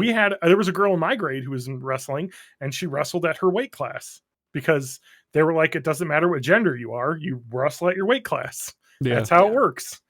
And the other side of that was that the reason we have gendered sports to begin with is Puritanism bullshit. Where like women can play like they wear skirt sports, like they can go and do the volleyball. Well, the men, they can do the big manly stuff. They can hit people. And like, so it was all born out of that. So like the whole reason that like there's women's basketball is because it was invented for women. Like, no, it's like, it's like, let us play the sport that we want to do. And I was like, okay, we'll give you the girl one. And it's like, but we wanted, but it's been that way for so long. And having that as part of society for literally a century or more is just like ruined the ability to move. I could rant about this for an entire as a person that just doesn't give a shit about sports. Like the idea that they're divided by gender is just the weirdest fucking thing to me. That's at one point. So here's the interesting thing is that like you can't argue against the physiology between men's bodies and women's bodies. There's differences. Women are generally not as tall as men. That's just how it is. So having a male-female basketball would be difficult because just But height is very important. You sort that out in tryouts. Black people are typically taller than white people. Should we have black and white basketball? Don't jump on me right here because I agree with you on these things and saying that. But that is the reason why typically sports have been switched by gender because of, shitty past reasons and that. But there just are physiological differences that allow, I think, maybe more competitiveness, in women. In women's leagues, men's leagues, it doesn't matter. But like, that you also, if we could have intramural leagues, that would be great too. You also I would a be all lot more for that. complicated that because if you're a trans woman that's taking puberty blockers, that's going to affect your physiology too. Correct. And it's yep. just like that's something that gets brought up a lot. So the crazy things about this is it's just stupid. These stem from there was a lawsuit, and I think Connecticut, there was a girl who lost to a trans female athlete in track, and she wanted to, create a lawsuit so that, trans females are not allowed to compete in female sports in her state. Hilarious anecdote to that is in the state competition, she actually beat the trans female athlete at the event. So, where's your argument about competitiveness here? But yeah, wouldn't she have had to lose to her to Well, she lost to her in a regional meet, but in the state final she beat her. So yeah, it's almost like they're kind of on the same skill level. Didn't she by winning that race invalidate her lawsuit though? Well, yeah, it's just funny. It's funny because it's why are you going to deal with this lawsuit now? Because any judge is going to say this is stupid. It's out. So, but there's plenty other these trans, because this is a big thing right now, is these anti-trans sports bills, and it's fucking stupid because the thing is when you argue with people, the only thing they'll say is, look at the stats. Men's runners run faster miles than females run. All these things, you're like, okay, yes, bodies work differently. Endurances are different. Women are better at some sports than men. Men are better at other sports than women. It's just how it works. They should be separated. Fine, whatever. Here's the deal. We're talking about the only thing that states can control, and that is public high schools is the only thing they can control, because they can't control college sports because the NCAA controls that, and they are much more forward-minded than a lot of other. It's funny because you talk to a lot of girls, trans girls that are doing track in high school and stuff, and they're like, I can't wait to get to college because the NCAA is way more open about this and they have better policies.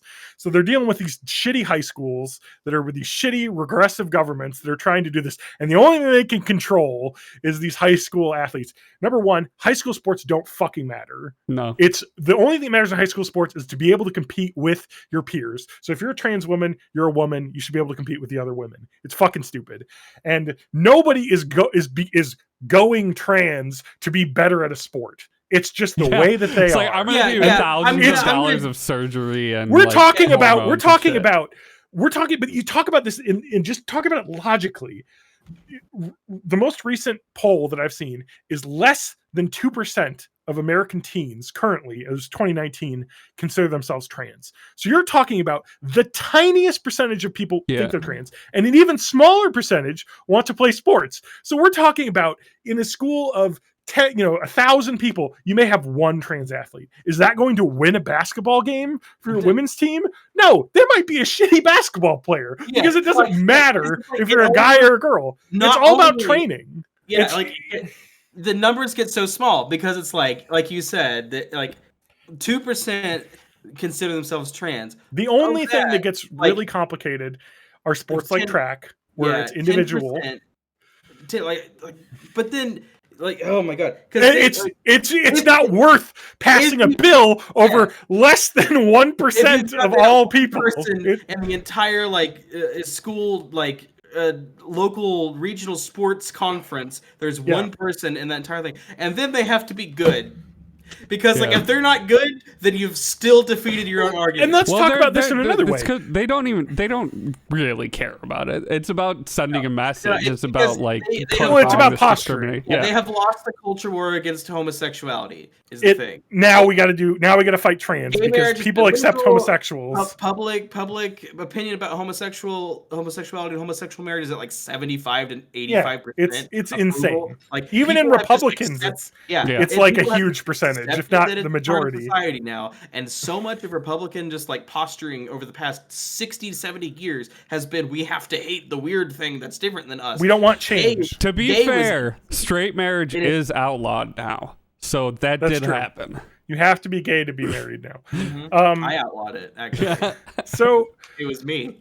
yeah, and so that's like my main argument against the bill is because one, that's a tiny amount, and two, if you actually talk to sports scientists, they'll say that the difference between male and female physiologies when it comes to sports, there are differences, but there's no like concrete proof that a trans female high school athlete is competing better than a regular high school female athlete. Well, and there just isn't any study. There's literally no data to back this up right now. So you're just making a law based on, oh, that doesn't seem right to me and my conservative feeling. And so most are like, we just need to do more research about this, because when you talk about, you said puberty blockers that do change your hormones. There's a lot of young trans people that are on hormone therapies that would somewhat balance out a lot of those.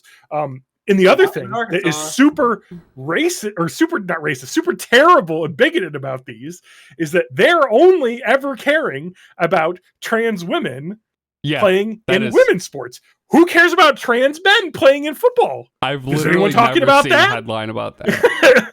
No, because it's not the headline, because trans men are almost never talked about in these debates. Yeah, because it's not the thing. A few years ago, the bathroom thing, like it was always about trans women, and it was always just like hidden kind of There's the conservative like trans panic of like, what if I date a girl and she pulls out a penis? I'm so scared. A lot of this is just it's the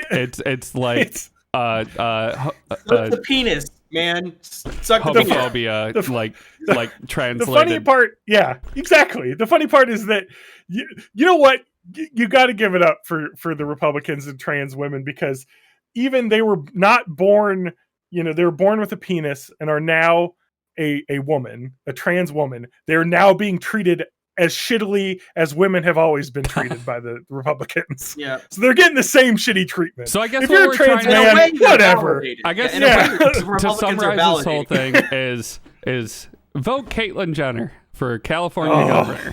Sponsored by Caitlyn Jenner. Anyway, go to CaitlynJenner.com/born in the 80s. Yeah. So, to get a coupon code off your first order of Huel powdered food. So, I just wanted to rant about that because it's so fucking stupid and ridiculous. And what about the NBA playoffs? Oh, they're just happening. The Bucks have swept the first round and are moving on to the next. Magic playoffs are also happening. Blues lost because they suck ass. So it's just exciting to have basketball to watch like all day now, and playoffs basketball is super fun. But the trans sports issue just gets me riled because it's just so like we're in a fucking pandemic. You don't have anything else to regulate with schools right now. Honestly, it reminds me a lot of the trans military ban, where it's like they're not banning them from serving at all, just banning them from serving in their preferred gender. There's probably in the entire military 3,000 people. There are dozens of us. And with that, when they repealed that, I was just like, man, they already said they don't want you. You're gonna go fucking fight and maybe die for these people that are literally invalidating you as a human. I don't understand why anybody would want to do that. Here's the other thing that is insane to me. What about okay, so you're in a school and you're a trans girl and your school has passed all these regressive bills. As a trans woman or trans girl, whatever you want to be in high school, whatever they're called in high school, I don't know, girl, women, I don't know. I don't know. Babe. It depends on the headline. Well, I'm not Matt Gaetz here, all right? Yeah, if it's a Matt Gaetz thing, they're underage women. If it's anywhere else, they're children. Yeah. So anyway, no, but just imagine being a trans woman and having to go to the men's locker room to change. Yeah. How insane is that? That's terrible. That should not happen. Yeah, and it's always the gay panic thing is so fucking stupid, because it's a trans woman is so infinitely more likely to be sexually assaulted than a straight white man. Guaranteed. Yeah. Guaranteed. It's ridiculous. It's terrible. Anyway, that's enough of that rant. It pisses me off. And we solved it, everybody. Yeah, we solved it. Yeah, NBA playoffs are fun and it's exciting, and the Bucks are doing well. Tell me about Huel. Huel We're Field. going through my whole list. Every time I read that, it makes me think of Seth Rogen's laugh. Huel. Yeah. So Huel is a meal replacement shake, engineered by the finest in Silicon Valley. It was engineered in the United Kingdom. I don't know where you got Silicon Valley from. Well, have you been to their website? It was a Silicon cottage. No. So, well, the only reason why I thought it was Silicon Valley is because every fucking bullshit reinvention of like something is Slimfast. Silicon Valley. Like, we're gonna reinvent Slimfast. Yeah. So the difference between Huel and Slimfast is one, Slimfast doesn't have the amount of nutrition. No. And they're good. I used to drink Slimfast for breakfast because it's a good breakfast, easy thing. Just grab a shake, and you last till lunch. That's why I have them. Yeah. So like my plan is to swap out lunches with Huel now, because I am a terrible food decision maker, and so I feel like, just to start getting in better shape, all I need to do is cut out my terrible decision making at lunch. Mm-hmm. And that means I can eat whatever I want for dinner and I don't have to think about it. And I'll probably be doing better. Because like a serving of Huel, I think, is 400 calories. That's the problem, is that like the Slimfast isn't really a meal replacement, because I think the shakes are 220 calories or something. What? Well, so I get the dark chocolate, which has less sugar than the milk chocolate. So I think it is 220. Yeah, so it's not like a full meal replacement. What it's meant to be is have a Slimfast, then maybe a granola bar. Like, what I want is literally, this is the only thing I eat until dinner. Yeah. Like, just Soylent, I'm going to eat this. Is also another. Yeah, it's like one. It's similar to Soylent, but I've heard that at least the Huel people like the taste I've heard better. that Soylent has people in it. Well, no, I also don't want to buy Soylent. It's based on the book Make Room, where it's made out of soy and lentils, and the people thing was invented for the movie.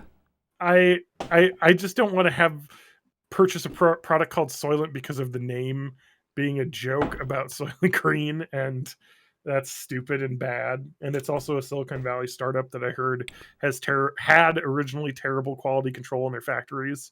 Probably a lot better now. This was 5-6 years ago.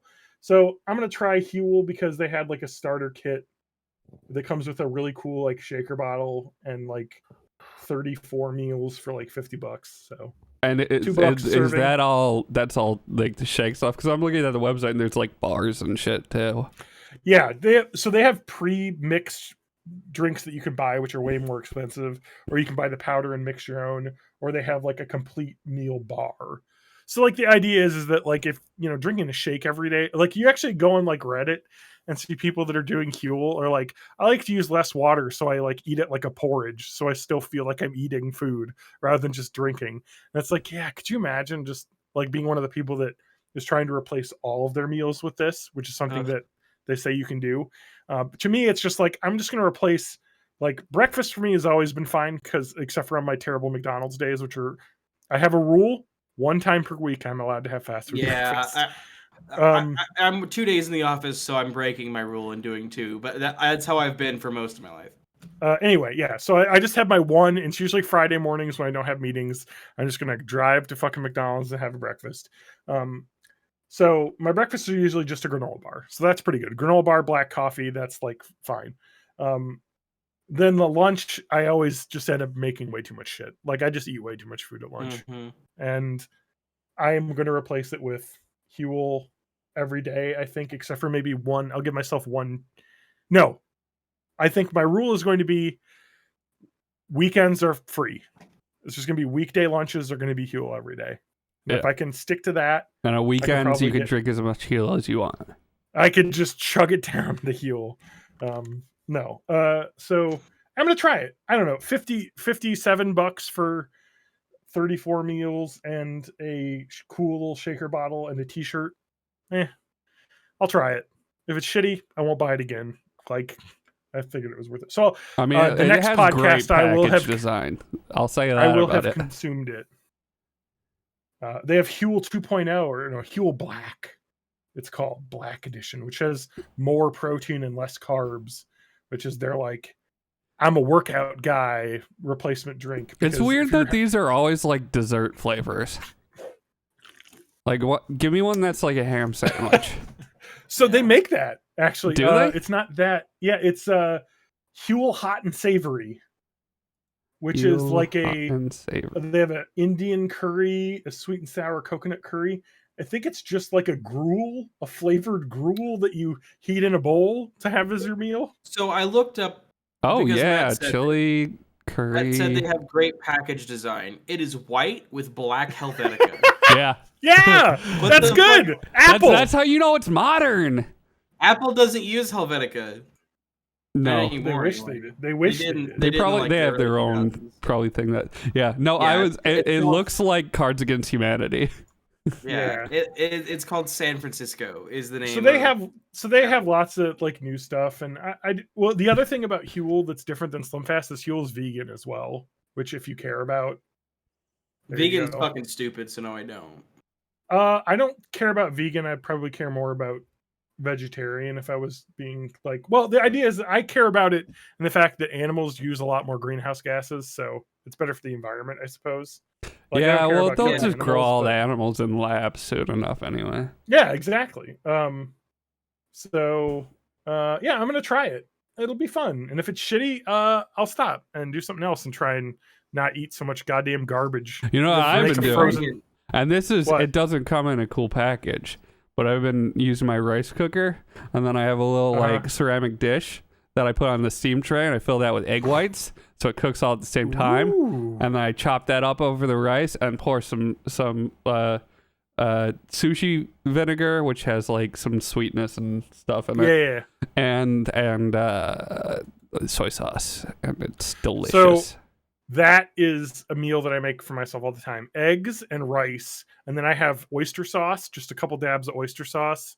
Oh, nice. Oh, I have that's some a eel good sauce in the. I was eating like sushi bowls with the eel sauce for every meal for like a couple of months, and I ended up having to just like step away from the eel sauce as like the it's such a distinctive like flavor that like eventually my tongue was just like, no more of this.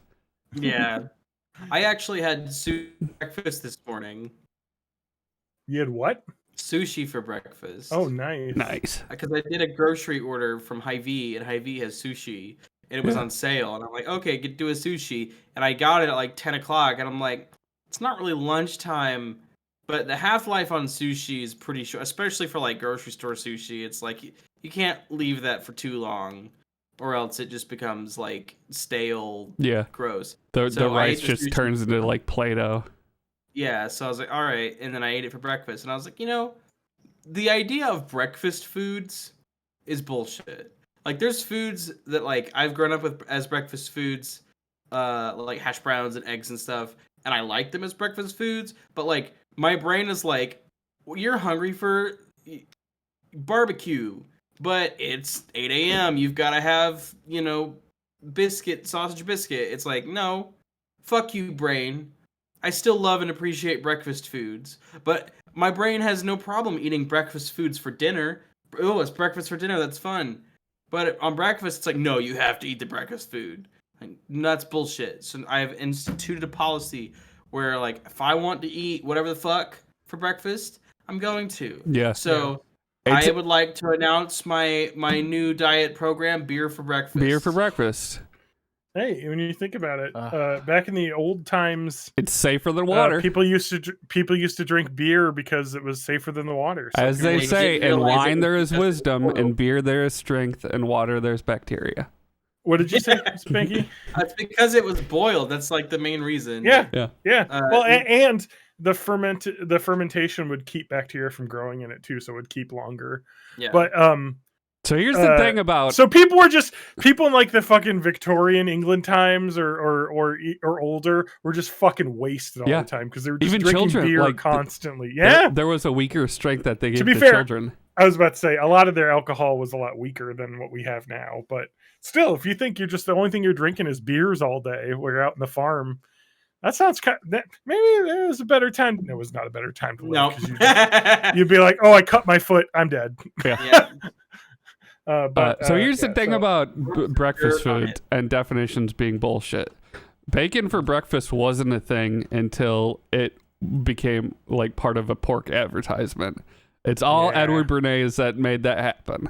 These things that seem like they're set in stone, listen to me, Republicans, these things that seem like they're the way things always been, have not always been that way. They're just definitions made up by people.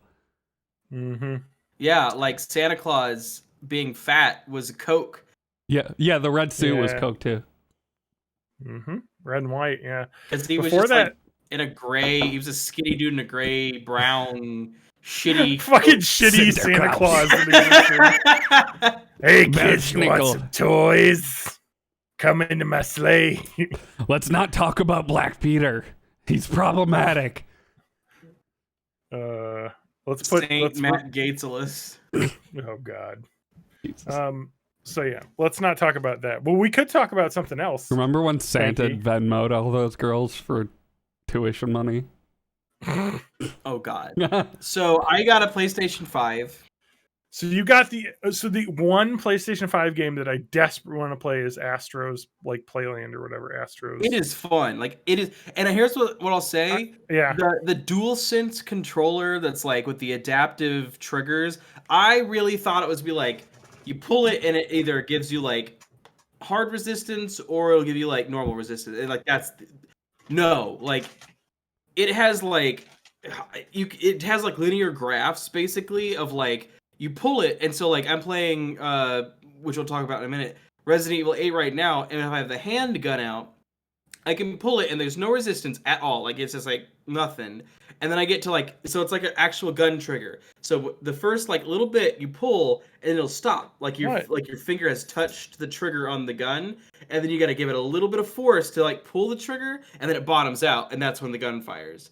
So like it actually simulates pull it like what a gun's trigger. Yeah, that's something And really it provides cool it about not the like PS5. I thought it was just gonna be like like a Yeah. normal, but like it'd be more sometimes. But it is like it has a motor in it that Uh-huh. will like actually give you a lot of resistance to simulate all that. And there's like games like COD, whatever, the new COD Civil War, something like that. Yeah. And like Whoa! I want to see Call of Duty Civil War. yeah. When So you're COD going up Hold on, with let me 30 just other refill my guys, musket. filling up your rifle. Yeah. as you- But that one, and you know, I would never play that game because fuck COD. But like, apparently every single gun is like they got the real gun in real life and then like measured with a the trigger pressure meter. distance Yeah, with, like a trigger distance and a pressure meter and the for, like, how much pressure. there is. Wow, that and, is and they cool. made every gun relative to the. Obviously, it's not as much pressure, but it's like yeah. the max pressure of that gun versus the max pressure of the DualSense controller, and then Yeah. just like adjust everything to that. Yeah. And like that's super cool. Like that, like I was blown away by that, and I didn't know it would do that. Like I didn't look into any of this. I just like I'm gonna get this console because of course I am. I have a bunch of PS4 games. I want to still be able to play them. Mhm. And I turn on Astro's Playroom, and one of the first things it does is just gives you kind of a tour of the controller. And Yeah. it's like, yeah, pull the triggers to like make the controller on screen have like a jetpack. And I was like, poof, and like the screen, like it vibrates. The screen has a jetpack come up. I'm like, okay, this is really fucking cool. Yeah, I've heard the Astro's Playroom is just really fun because it really shows off the technology in that new controller, which I've Yeah. heard is very cool. I'd love to get one, but I'm not lucky like you are because apparently you have to be like lucky to get one. Because Can I use one of those magic controllers with my computer? Is that Yes, a thing you that's can. possible? But I don't they know would if the have to haptics support will it. work. Yeah, they would have to support it. So like, Yeah. Because there's probably I will get Resident Evil 8 eventually, but I'll probably be getting it on PC. yeah. I don't know when the PC release is going to be for that. Like next I still year? haven't played 7, so I'm not. In a I hurry. I never played 7 either. They give a recap of 7 at the start of 8 because Yeah, and Well, like I've heard it's 7's not- really good. Yeah. Seven's And great. I VR. would say like so far 7's better than 8, and like Hmm. I'm loving 8. Yeah, But, I really like the 7 world of 8. I got 7 and I didn't play it because I'm like, oh, I bought it sometime when it was on sale. I'm like, I'll play it the next time Halloween rolls around, and I played it last Halloween Mhm. or like last October, And like it blew me away how much I love that game. 'Cause Yeah, that it is- game is like very claustrophobic. Like you're all kind of in a giant mansion and just It is- very like survival. Like I- people called it the scariest Resident Evil game. I It is, just it is. finished rewatching season 1 of True Detective, so I think I'm gonna continue that vibe and play through 7. You should. It's 'cause very I've heard it's yeah. kind of yeah. 7 is so like I 100% recommend 7. It is a fantastic game. Might have to pick that one up on the Series X at some point then. It's just so good. So, all of this to say, I am horny as fuck for the gigantic vampire woman in Resident Evil 8. I want her. Well, you're to the break only one. every bone. Yeah, you're the only one. Surprisingly, they have not seen anything else about Lady Dimitri. I want her to put me in her mouth and chew me up and spit me out with all my fucking bones broken. I'm horny for that merchant guy that sits in the trailer. Yeah, Oh my god, the Duke is fucking gigantic, awesome. like Yeah. fat guy. Yeah. My 600-pound life Yeah. market seller. His name is the Duke. The Yeah, Duke. That means he's poop. got a weird voice too. He sounds really weird, but yeah, the game's kind of fun. Like Lauren was like, I really want to try that sexy vampire game, and I was like, all right. I Like, have let's already play it. killed the sexy vampire lady. She Did is you the cry? very first boss. Yeah, she's the Oh, first she is. boss, which is annoying because she is by far like of the bosses that. I think that's what I've heard is that she's definitely the most interesting character and part of the game. Yeah, like she is definitely like her level. I haven't done The house, like, because she's in yeah. the big mansion. the Yeah. castle. She has the castle. Yeah, the castle. like a vampire Yeah, castle. yeah. It's, With cool like secret back doorways and Uh-huh. stuff. I remember sneaking Yeah, yeah. around. So- I've only at the point where I've killed one of her Daughters. children, Yeah. and she has started chasing me around at this point. Yeah. So like, but yeah, she's like the first boss, and now I think the reason they made her the first boss is because the final boss is like also like a matriarchal, like religious figurehead kind of woman. They probably wanted yeah, which the you most see, I think. space in between like those because they're kind of similar characters. Their attitudes are very different, but like archetypes, they're pretty similar character types. Well, yeah, because now I don't know a ton about the plot, but I think early on there's kind of shows you kind of all of the different Yes, creepy villains, yeah. and there's like Lady Dimitrescu. There's the not like what is it? Lycan. Lycan, thank you. The Mhm. werewolfy guy.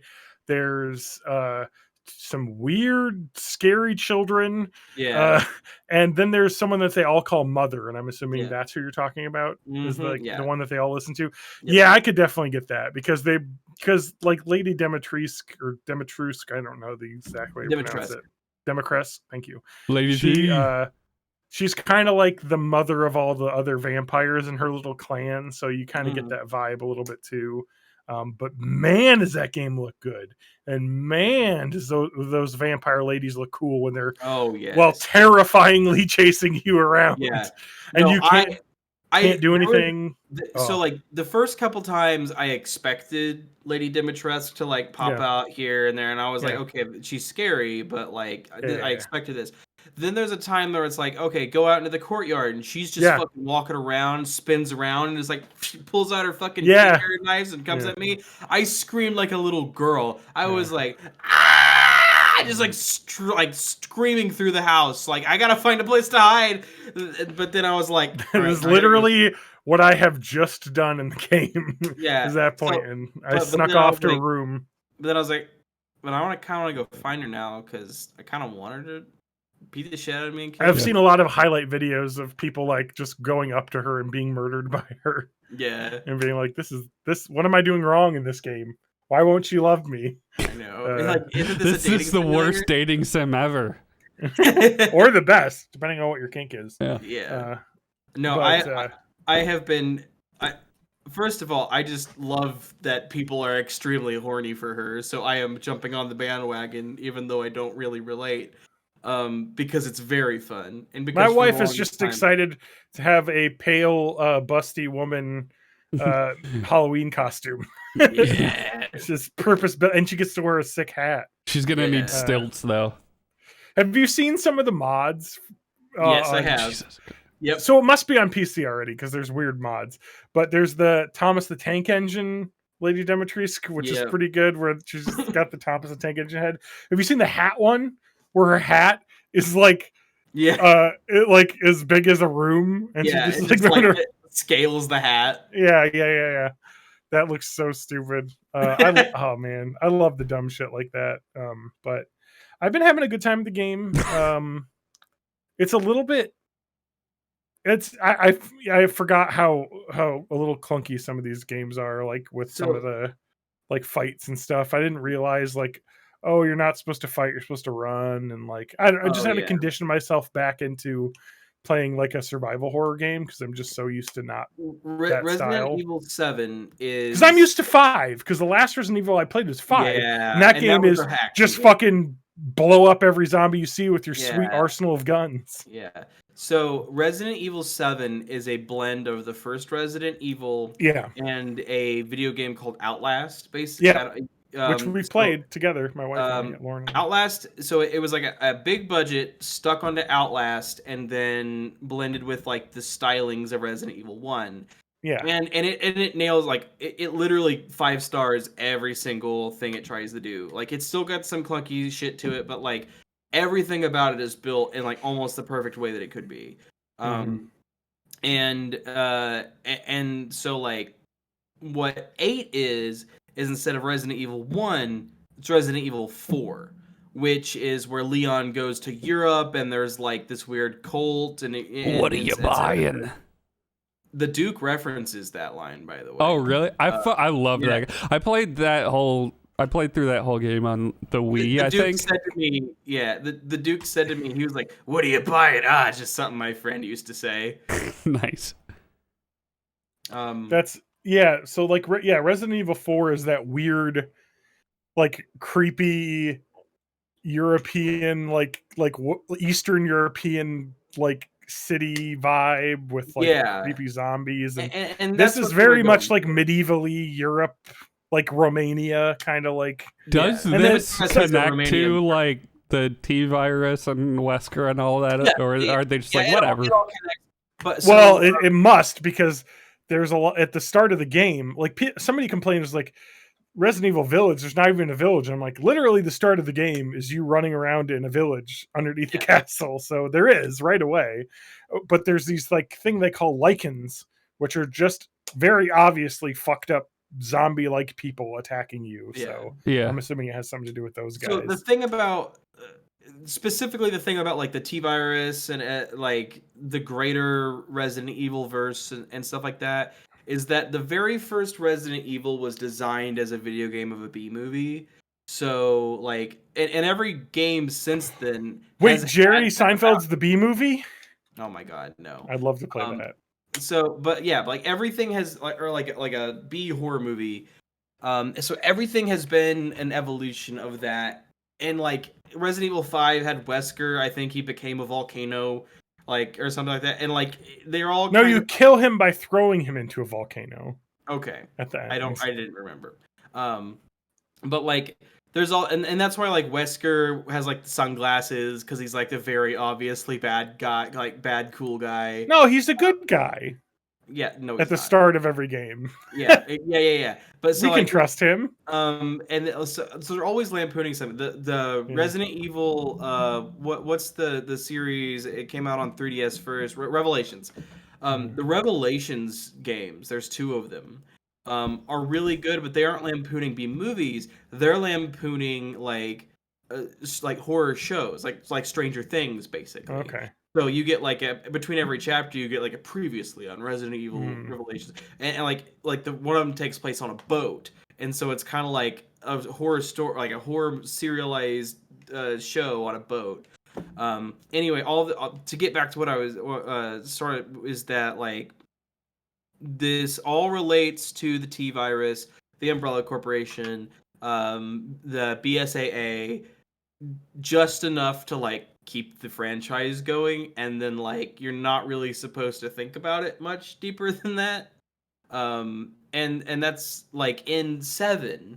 So you're like 95% of the way through 7. You've not seen any T-virus shit, no Umbrella. No, it's just like a creepy like Texas it's Chainsaw just- Massacre family house. Right, yeah. And then you're in a mine, all of a sudden Chris Redfield shows up and he's like, "Hi, I'm Chris Redfield." And you're like, "Hi, I'm Ethan Winters. Help me get through there." He's like, "No, you've got to go back by yourself. We're taking care of stuff here." And like that's just like yep, it's in the same universe, and then like you go and do your own thing, and then they release DLC later where you play Chris's shit he was doing. But Ethan's thing only crosses over for that moment, and then right at the very, very end to say, "I'm Chris Redfield. I'm with the BSAA. We're gonna take you and your wife, and we're gonna move you to somewhere a safe, secure location." And then that's how 8 starts off. Yeah. So I just One bought thing- Resident Evil 8 right now. Nice. Oh. Did you One already have thing 7? that's really interesting about Resident Evil 8 is I don't know who on the development team, but whoever it was extremely hated Evan Winters' hands. Because my God, are they constantly getting mangled in Ethan. first person? Ethan Winters, thank you. Because like just throughout the game, your hands get fucked up, like So, fucking chopped. stabbed. I don't want to spoil. There's a scene in Resident Evil 7, and so like one of the things in Resident Evil games is like, how do you just find an herb and it heals anything? Yeah. And 7 was like, we're gonna run with this stupid theory. Yeah. So like, You make a spray is with the Yeah. herbs that heals you.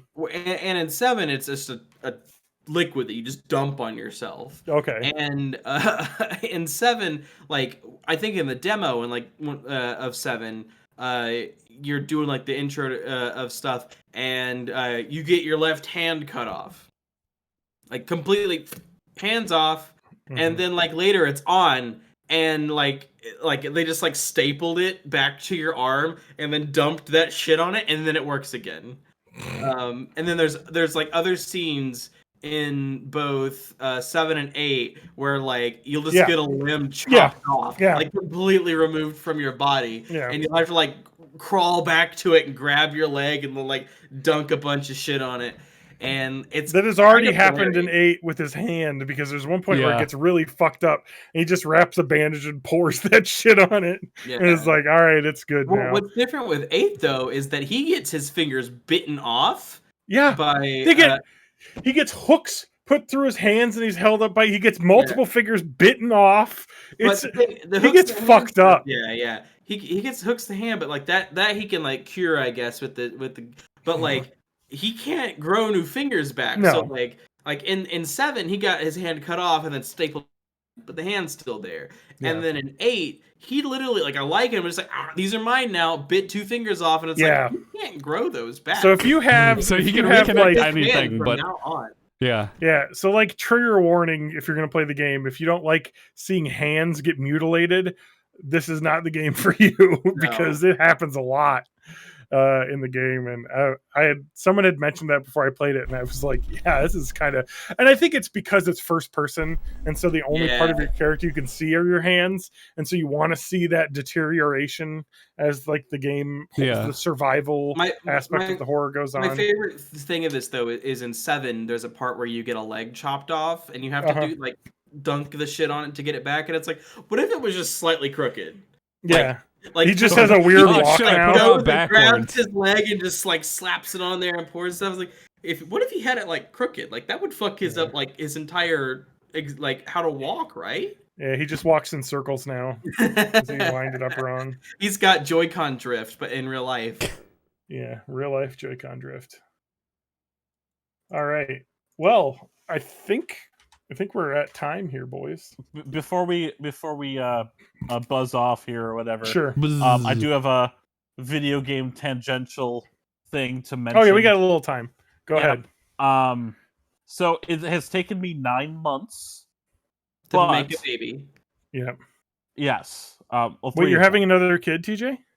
No, definitely no. Have you not had a vasectomy yet, TJ? No, not yet. Okay. But I got scissors if you want to save some money. It's just Heaven's Gate this shit. Can I use it on my tonsils first? Yes. Anyway, I've finally uploaded the part 4 of our Nuzlocke onto YouTube. It's only taken 9 months. Oh shit! I don't even know you had a YouTube channel. Yeah, it's really just for archive shit. Is it May of May? Every 84? 9 months he Just May of uploads a Nuzlocke video. No Am I not 84. Oh, I am subscribed. Okay. Yeah, one of like Oh, 7. we've got no views. Yes, that only just uploaded what 2 days ago, I think. Miracle What is it? Rice. Yeah, I uploaded that there. Oh yeah, I forgot we fun. did that. Yeah, He You guys live remember made whenever we Miracle Rice. fucking sinned inside of our rice cookers for the good of the Oh podcast? man, that was. I kind of want to do that again, but with something else. yep. Oh, We gotta do we did something the else. we did We did Taco Bell and we did McMiracle Rice. the Taco Bell one was really good because Way it was, better. because it was just Mexican rice is what it Yeah. ended up Yeah. being. Like it was a very good Mexican rice. Let's Well, if do that's- KFC, the combination Apologies KFC to Pizza any Hut. Mexican people listening to the podcast because I Pizza understand. Hut rice. Yeah. That sounds awful. Oh, sorry. Yeah, we got to think of something weird. Maybe a McDonald's or something breakfast rice, I won't do that No. eggs and rice. No.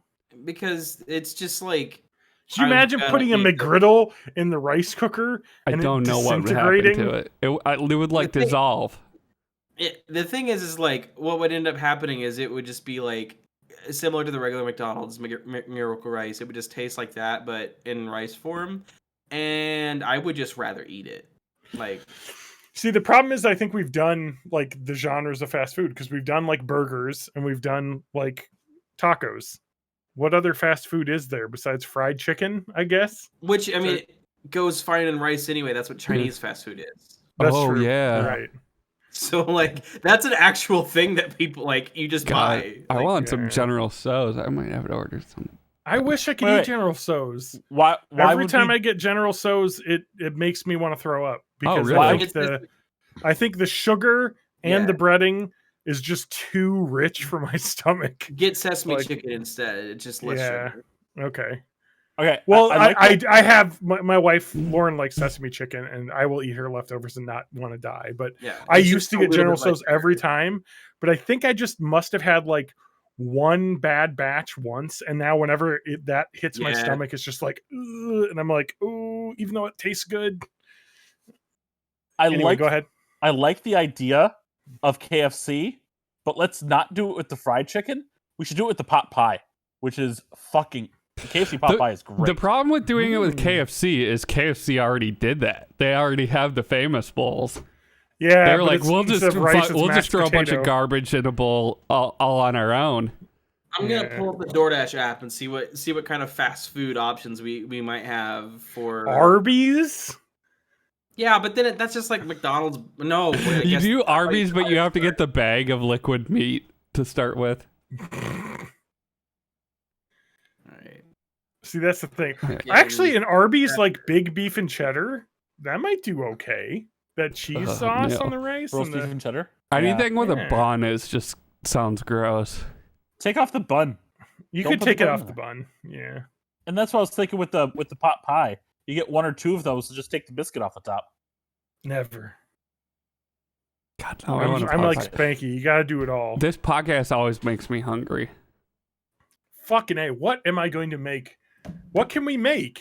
Oh, I was gonna say. I don't think you guys have these in Wisconsin. Captain D's seafood. That was my nickname I've in high I've school. eaten there.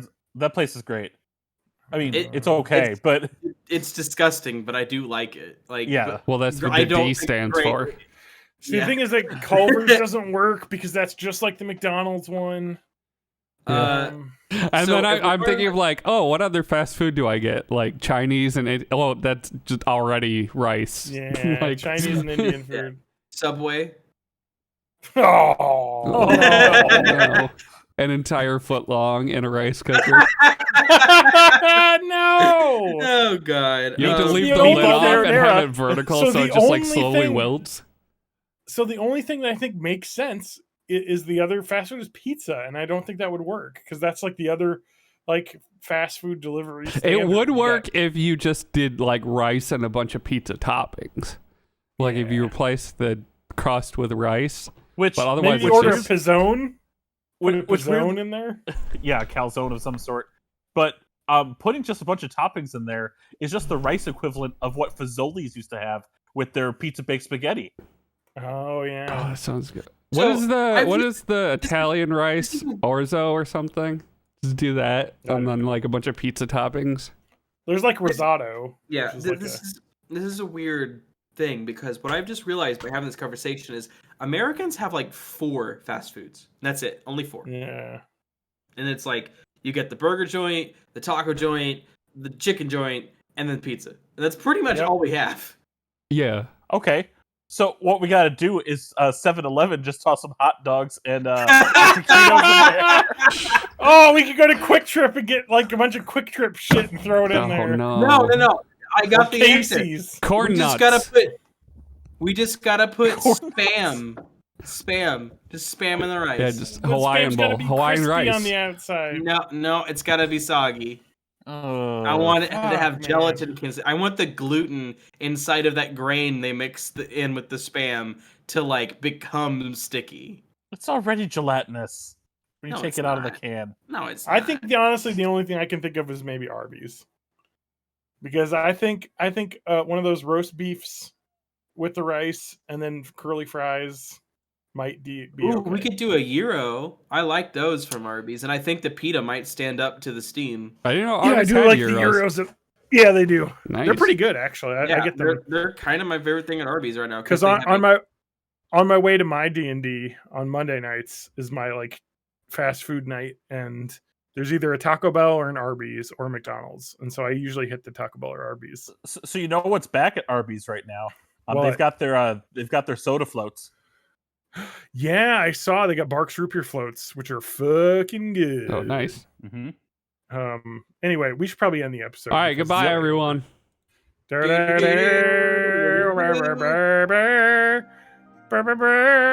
We don't need to sign off. We're done. Discord.boardandthea's.net. No music. My name's Matt, and you can find me at matt.com. John_Danger at twitter.com, but I never post there.